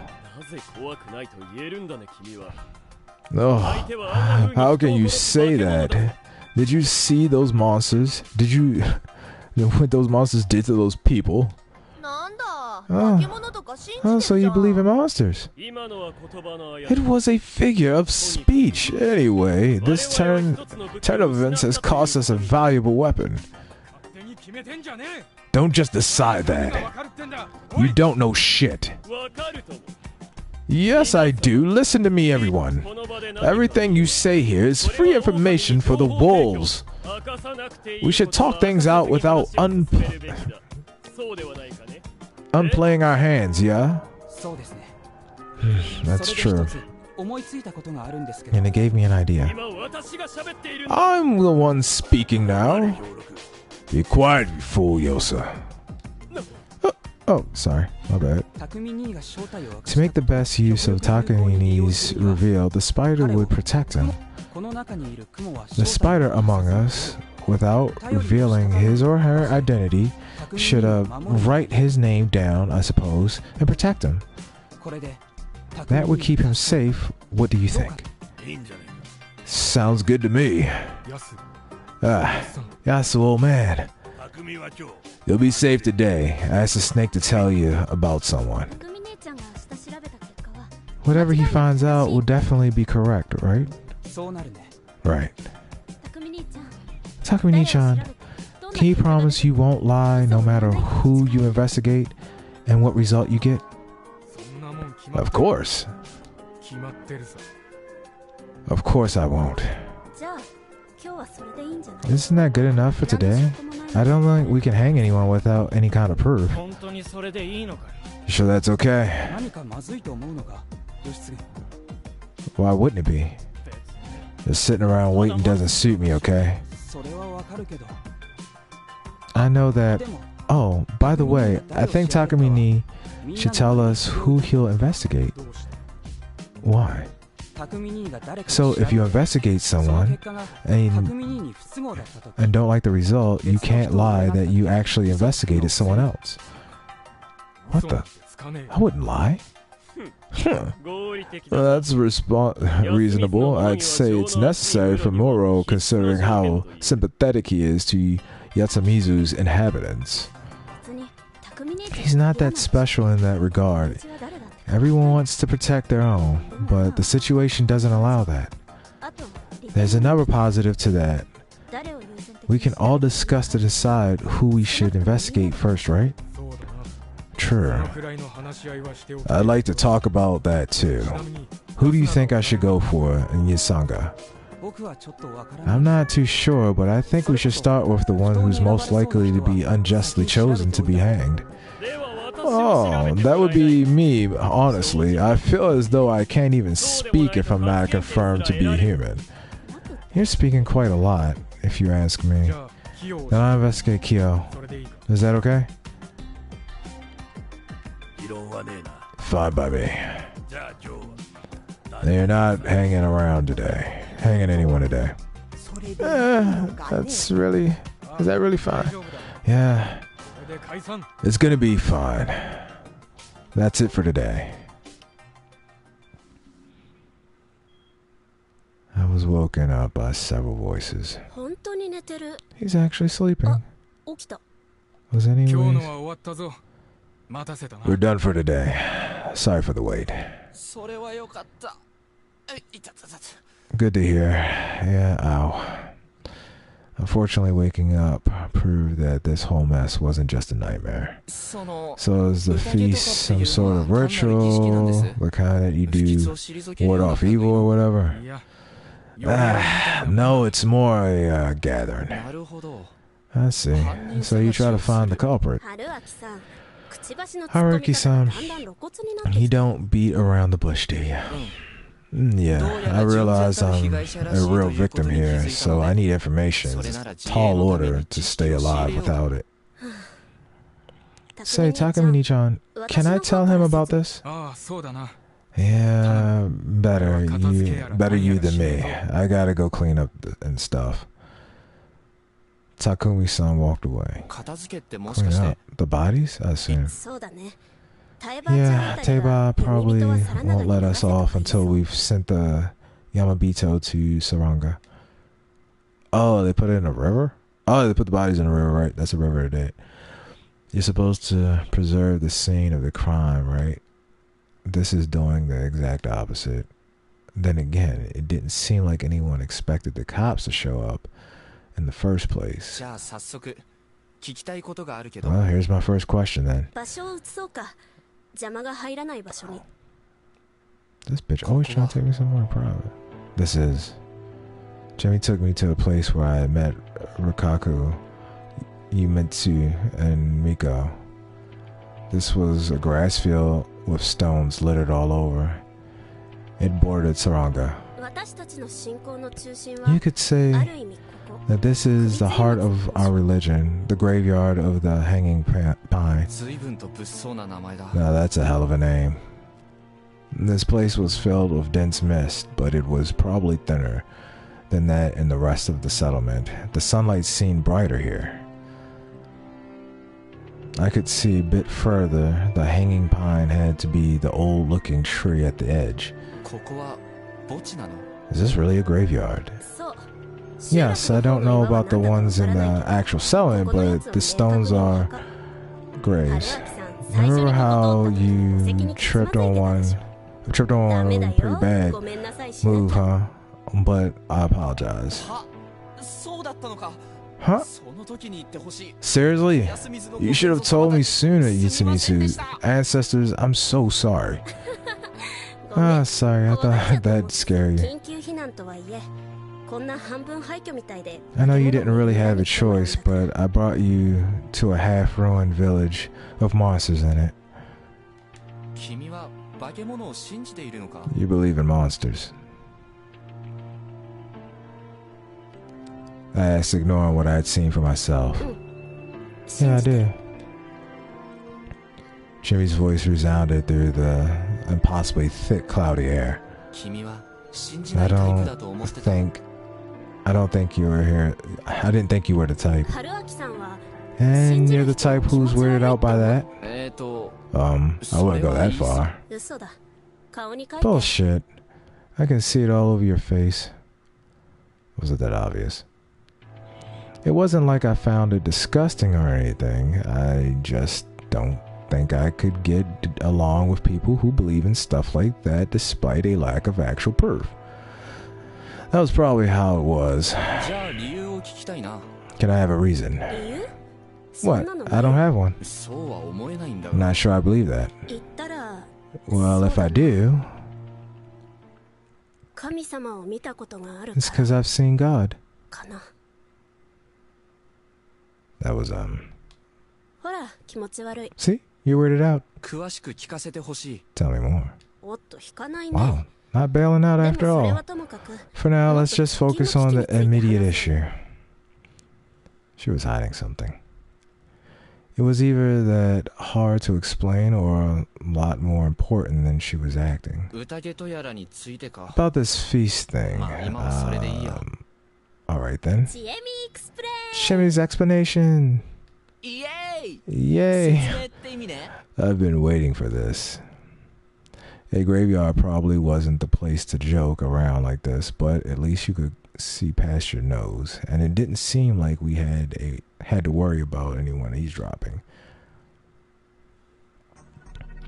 I tried putting together everything Shimi had told me. First, Fujushi village had a unique legend.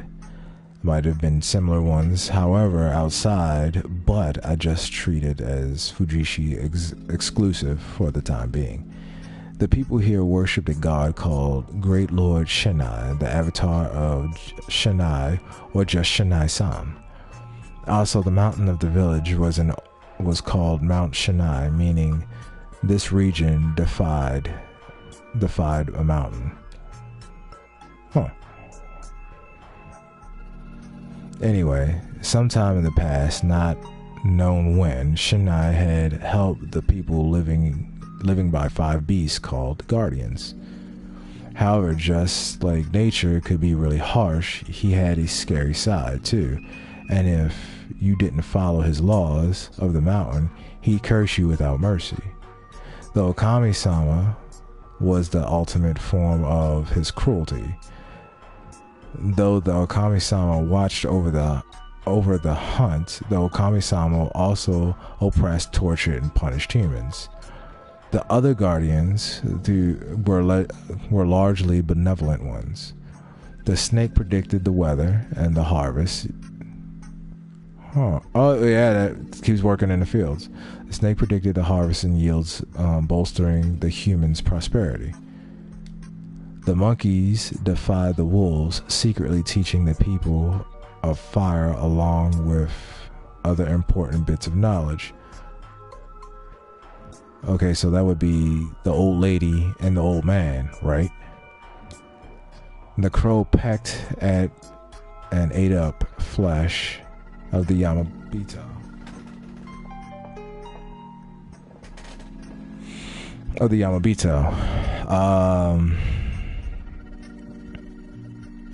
So I guess somebody that buried somebody? The spider warded off the Yamabito and assured that the humans slept and dreamt soundly. The Yamabito did indeed mean people from Yami. Okay. Yamabito. So anybody that comes out of a river would be from the Yamabito, right? Huh, okay. It's in the land of the dead, but apparently it was very clear that what they actually were. But just as I'd suspected before, it was thought they had something to do with the corruption, death, and the land of the Yami. The most likely idea was that they were dead and had returned from Yami to bring harm to the people still alive. At the start of the legend, Shinai and the animals and the humans were facing the Yamabito. Apparently, that was still how it was in Kamafujushi, the leading part of Fujushi. It was the bias of the teachings of the great Lord Shinai's religion. Thanks to that, the 5 beasts, including the Okami-sama and the Shinai-san, were still worshipped there. In Yatsumisu, however, things were a bit different. The legend here had a turning point when the humans, snakes, monkeys, crow, and the spider cooperated to kill the Okami-sama. With the destruction of their cruel rule, the human village experienced great growth.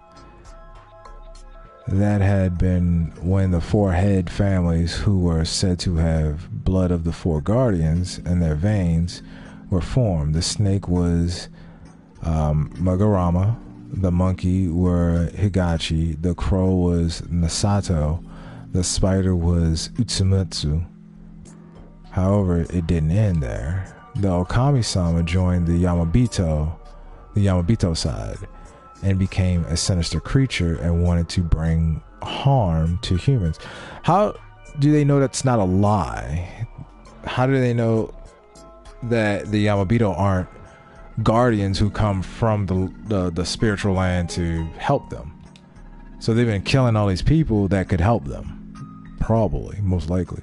The Saranga Rapids were Yamabito territory, and the Okami-sama appeared from there wherever the evening mist came. Ugh.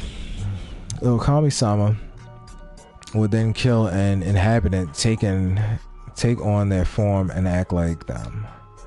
But at night, they would show their true self and brutalize the real inhabitants. That was why the people of Yusamizu, who lived next to the Saranga Rapids, had to stop them.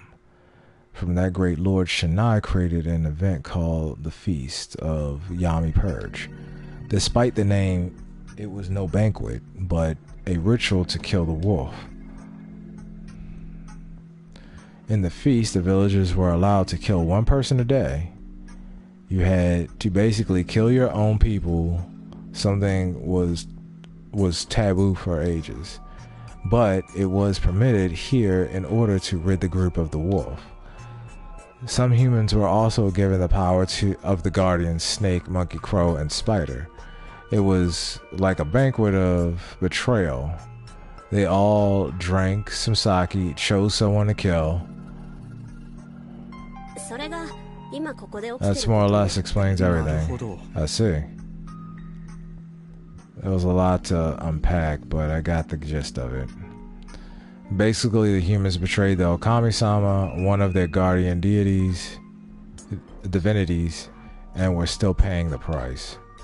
But there were some points I didn't really get. I won't tell this to anyone else but you, but I'm pretty sure I saw the Okami-sama. No way. I just took a peek through the space in our house door, so I didn't really get a good look at it. I couldn't tell her that I had a realistic dream where I was killed. It had a human body and the head of a wolf, I think. No way.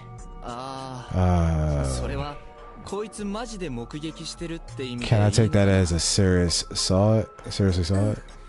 Yeah, a human body and a wolf head matches of the depiction of the Okami-sama and Shinai-san's festivals, and defied images of Kamafujushi. Before I saw it though, I heard a woman scream, so I figured that thing killed Miyama. Was that the brutalization you told me about? I mean, if it killed and replaced her... Wait, if it killed and replaced her, you wouldn't have her body, right? Sorry, I forgot to tell you something. Shinai-san is very strict with his laws and gives various punishments to those who break them. You mentioned something like that. Basically, they broke the rule of preparing for the feast by bathing, locking up in a room all by yourself and sleeping. That's why it's believed they died to the corruption. I couldn't see how you could get such mutilated corpses from something called the corruption. But there was something more important. Basically, you didn't tell me about the laws and turned me into the toilet man so I could die, huh? No. Listen, I honestly thought there was no way an outsider could survive. But I wanted to at least find a way that gave you a shot at making it through the night. Because I didn't want to let you die. And look at that. I actually survived. Yeah, sorry, I really didn't expect this. Shame I didn't get splashed, huh? Don't be like that. I'm actually really glad you didn't die. I wasn't sure how to feel about this, but hey, at least she tried. Oh, I'm sorry. I thought she was still talking. But at least she tried, right? So that scream really was Miyama-san's. Or was it someone who got brutalized? No, I'm not really sure. From what you told me, it's possible that... From what you were telling me, it's possible that was your scream. And that the Okami-sama already replaced you. Well, it's possible, but I know full well I'm no wolf. And that's what I'm gonna say. Just like everyone else would. Fair point. Now this was a predicament. Question 1. Ask away. Are those marks the only proof that there are 2 wolves? I recall the strange symbols in the rock. The 2 warped diamonds with spirals inside. Yeah, those marks represent the Okami-sama returning from Yomi. So since there are 2 marks, it stands to be reason that there are 2 wolves. So it's speculation. Not much reason to question it though. We have those annual mountain festivals and they're always guardian costume parade. The number of wolves in the parade is announced in a similar way. So it's normal for there to be multiple wolves, huh? Yeah, in Shinai-sama Shrine, for example, you have 3 wolf statues. For the festival, the Megara divine the number of wolves or something, and then record that number overnight. Yeah, good night. By leaving these marks on the stones, huh? No, Kumafujushi doesn't have Okaba. Those stones, I mean, so they apparently draw them on the shrine grounds. Apparently. The people of Yasumizu are taught to wait for the guardians of Yamitsu. So I never saw the marks myself. So one of those marks, and Kamafujushi means 1 wolf in the parade. Not exactly. The wolf sign is Kamafujushi. Isn't a warped one for one. The mark with the spiral and the diamond is only the sign of the wolves. That came back from the Yami. It's a Yoshimizu thing. So they don't have it in Kamafujushi. I see. But still the number of wolves and marks match up. Yep, a 3 wolf festival is considered a good luck there. It's considered good luck. Shimi herself didn't look the least bit happy to talk about it. Anyway, all I had to take from this was that there were at most 3 Okami-sama wolves. That's kind of bad. Because the wolves could work together to... I had to fix my perception of this situation. Yeah. A woman, a father, and a kid. Oh. The wolves were a group of 3 wolves. I wasn't too well versed in myths and folklore, but I certainly hadn't heard of any Japanese myth about werewolves or wolfmen. I did hear of Jinminken and of possession by fox spirits, but werewolves did seem like a very European thing. On the other hand, I thought the fox spirits fought the wolf spirit. On the other hand, the fact that there were 3 of them seemed pretty standard. I guessed it would have had something to do with the presentation of the Trinity and all that. Though the idea of 3 wolves did seem a bit excessive in terms of content. Anyway, I now had a better grasp of the situation that made it easier to understand what was going on here. What about the humans who got guardians? How many of them are there? There are 2 monkeys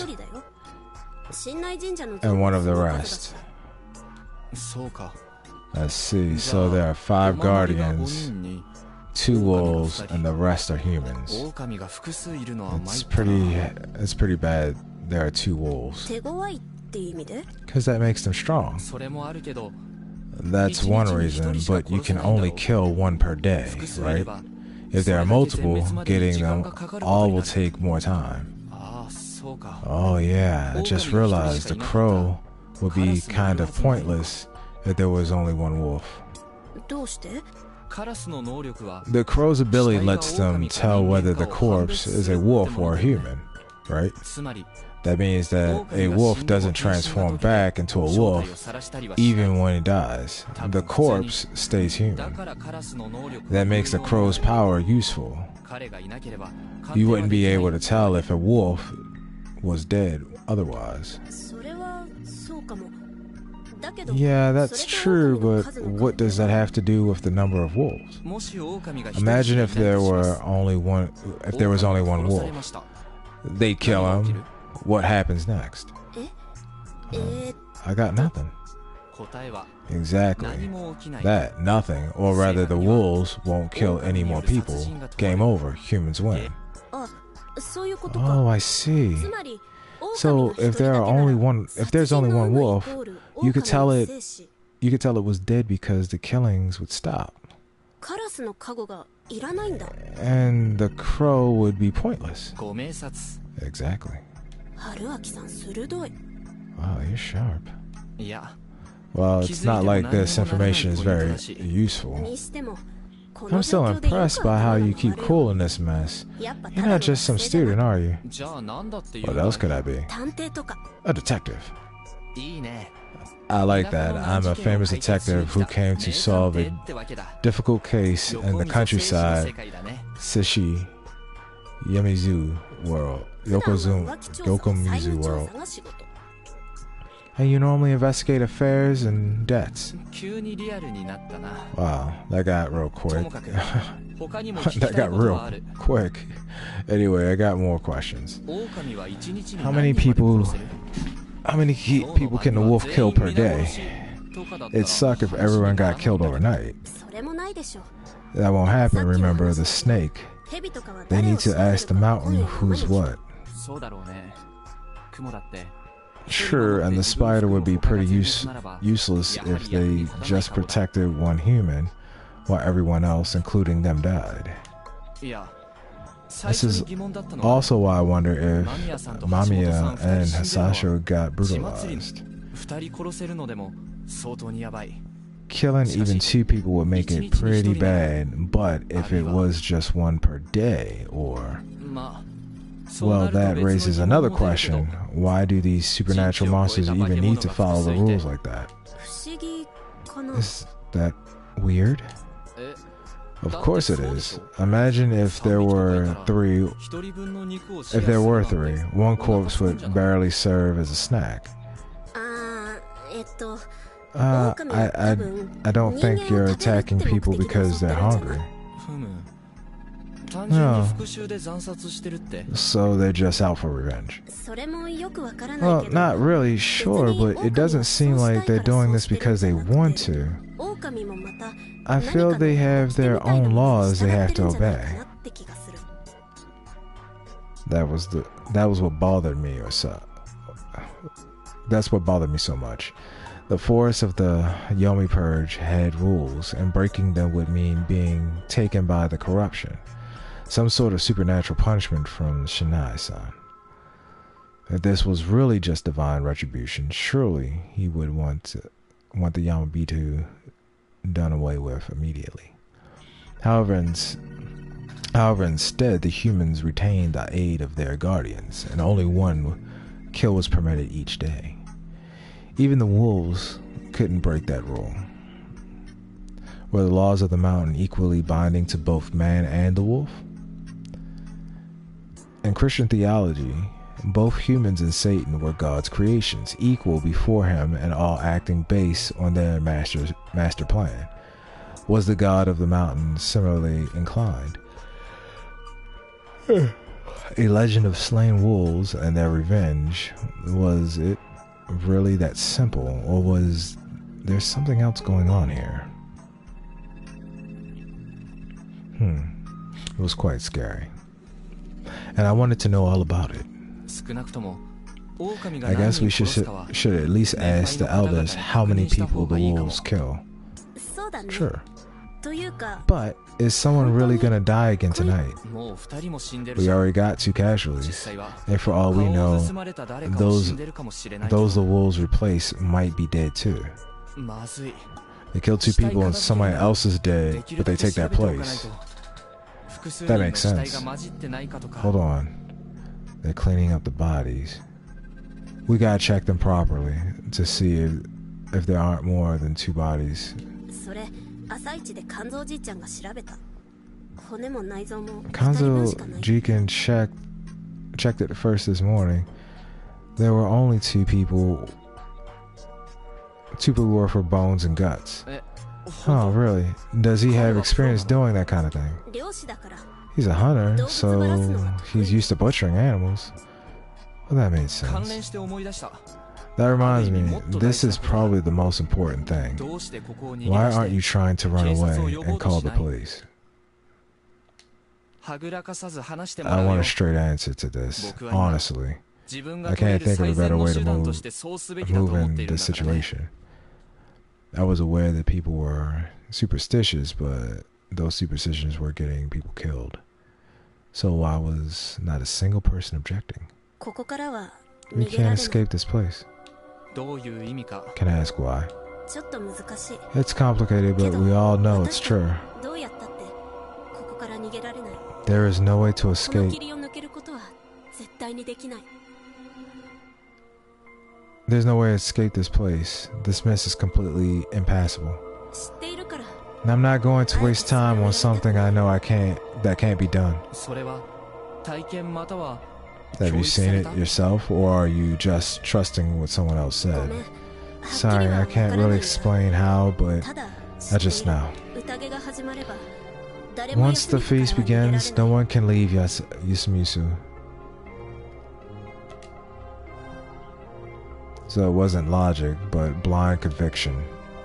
Or perhaps she subconsciously gained this knowledge through some experience.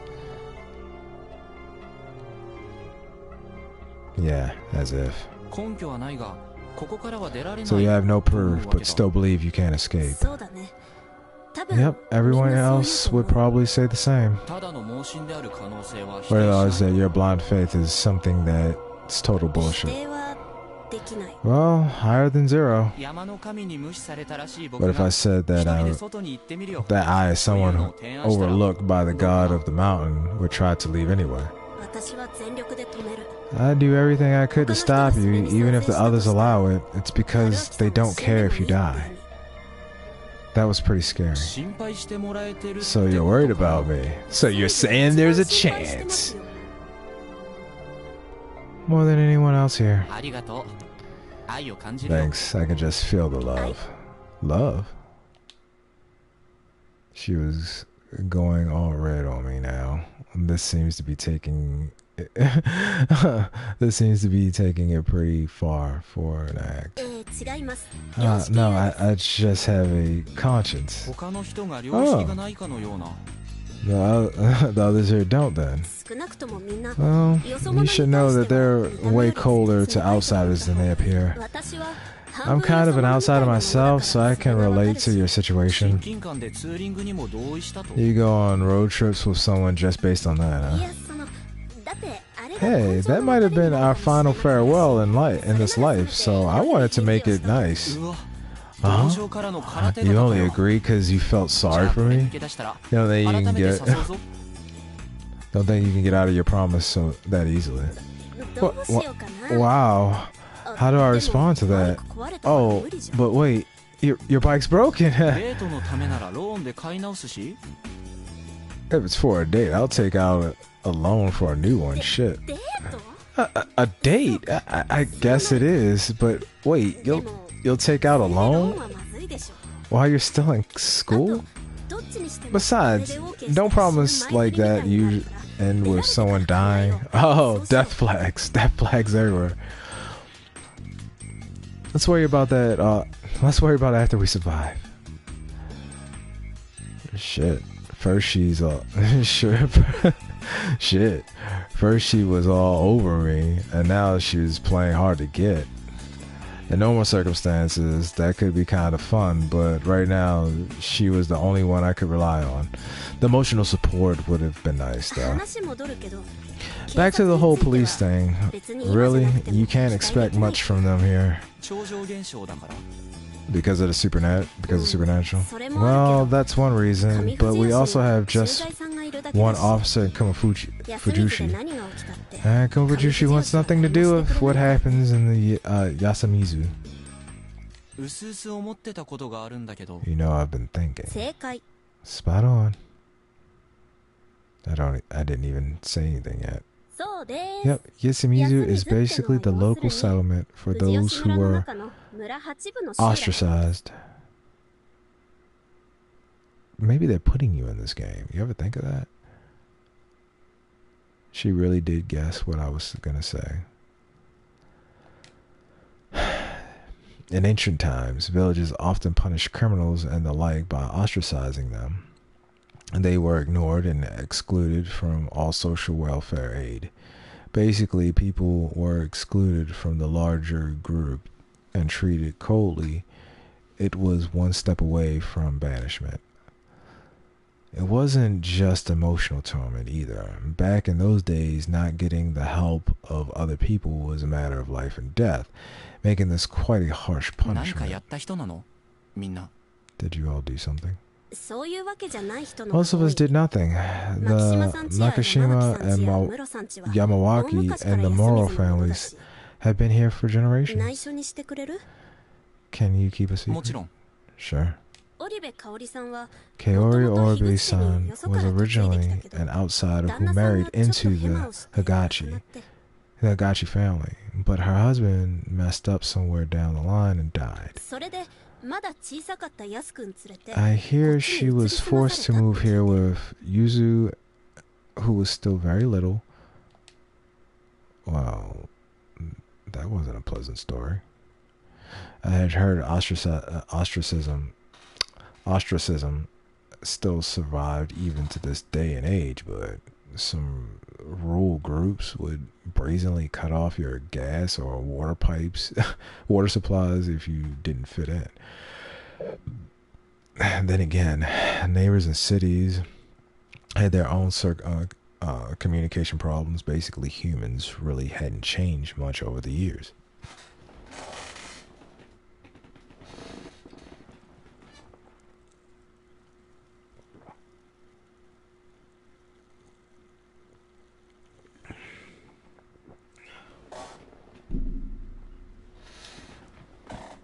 Mouth is drying up. Changed over the years. Still ostracism because of the family troubles in this day and age. It seemed weird, ugly, and behind the times. Then there's Muchi. He was the Nasato family's heir apparent. The guy's an actual blue blood. Oh, really? Yeah, he and Kinosuke, son of uncle and nephew. They don't get along at all.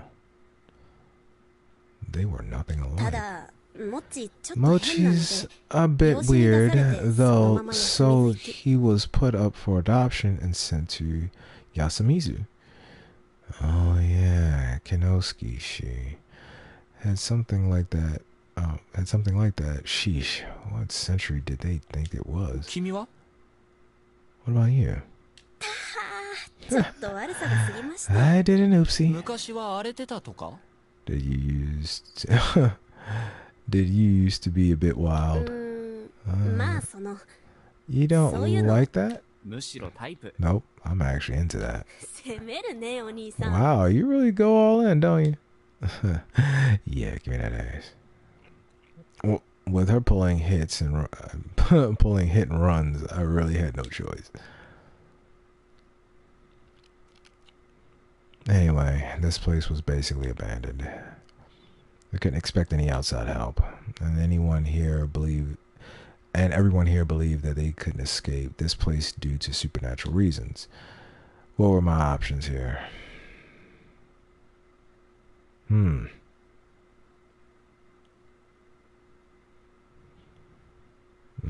That could get me killed. I'll stay. Being left out of the feast hardly guaranteed my safety. Obviously, escape was an ideal choice, but at this point, I didn't see anyone guiding me either. All I had to look forward to was either dropping dead somewhere in the mountain or becoming a snack in the village. A snack, looking like a snack. The first seemed way more attractive, but unfortunately, I'd gotten attached to the people here. Abandoning them would at least make it hard for me to sleep at night.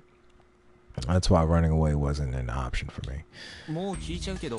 I'll go ahead and ask, why aren't you letting me eat? Yasamisu stuff. What is this for foreboding? You noticed? Yeah, and I figured I should clear up anything shady before he comes back to bite me in the ass. You got me, but really this is just one insurance, a little medicine for the mind. Oh, tell me more. You know how it can be, right? You eat something from a strange place, and the next thing you know, you turn into a pig and can't run away. What? Is this hell or something? I'd seen that anime on DVD, by the way. What was that, House Castle or something like that?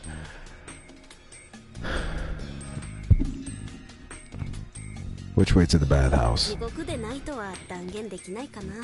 I can't say it isn't. It seemed like some serious overthinking to me, if not just serious superstition. How long will this last? I brought tons of food from the outside, so you should be fine for a while. Cup ramen, huh? I did appreciate it, but I had mixed feelings on living like it was an apocalypse over a local superstition. You better take that cup of noodle and shut the fuck up. Anyway, we went to Chimi's room and she gave me some cup ramen. We agreed I'd pay for it after all this was over. Yeah, pay for it in dick. I actually skipped 2 meals, so I was still hungry, but I was used to skipping meals to cut costs, so that wasn't a problem. I wanted to relax and think things over, but Chimi was curious about the others, and I ended up tagging along. It was probably because I wasn't in a position to be by myself. Oh, welcome. Are you here for lunch?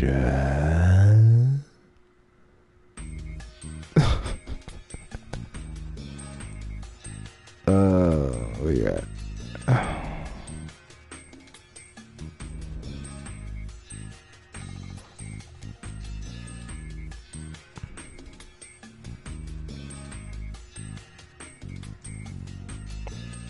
Okay, wait, what is this? That's auto 1, 2. I'm gonna save it in 2. Okay, and with that, I'm gonna cut it here before lunch. Save the game. And the next time we come back, we're gonna go ahead and continue with the lunch. That's right. I'm gonna continue going through this game. I really like it. I like the story aspect of it. I know some people probably don't like all the reading or something like that, but it's a mystery and I like mysteries, so I'm going with it. And with that being said, I hope you all enjoyed this. And as always, to all my people out there who's going through a tough time, please, carry on, take care of yourself and your family, especially your mental health. So all my boys in blue out there, don't let the bad ones pull you down. You guys do your job, and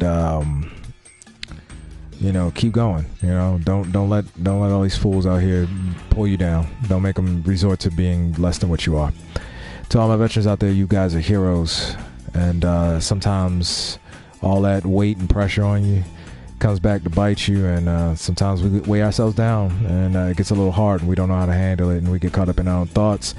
And when that happens, please call your brothers, sisters, friends, family, mother, father, sister, whoever you need to, and you know what I'm talking about, to get you through that.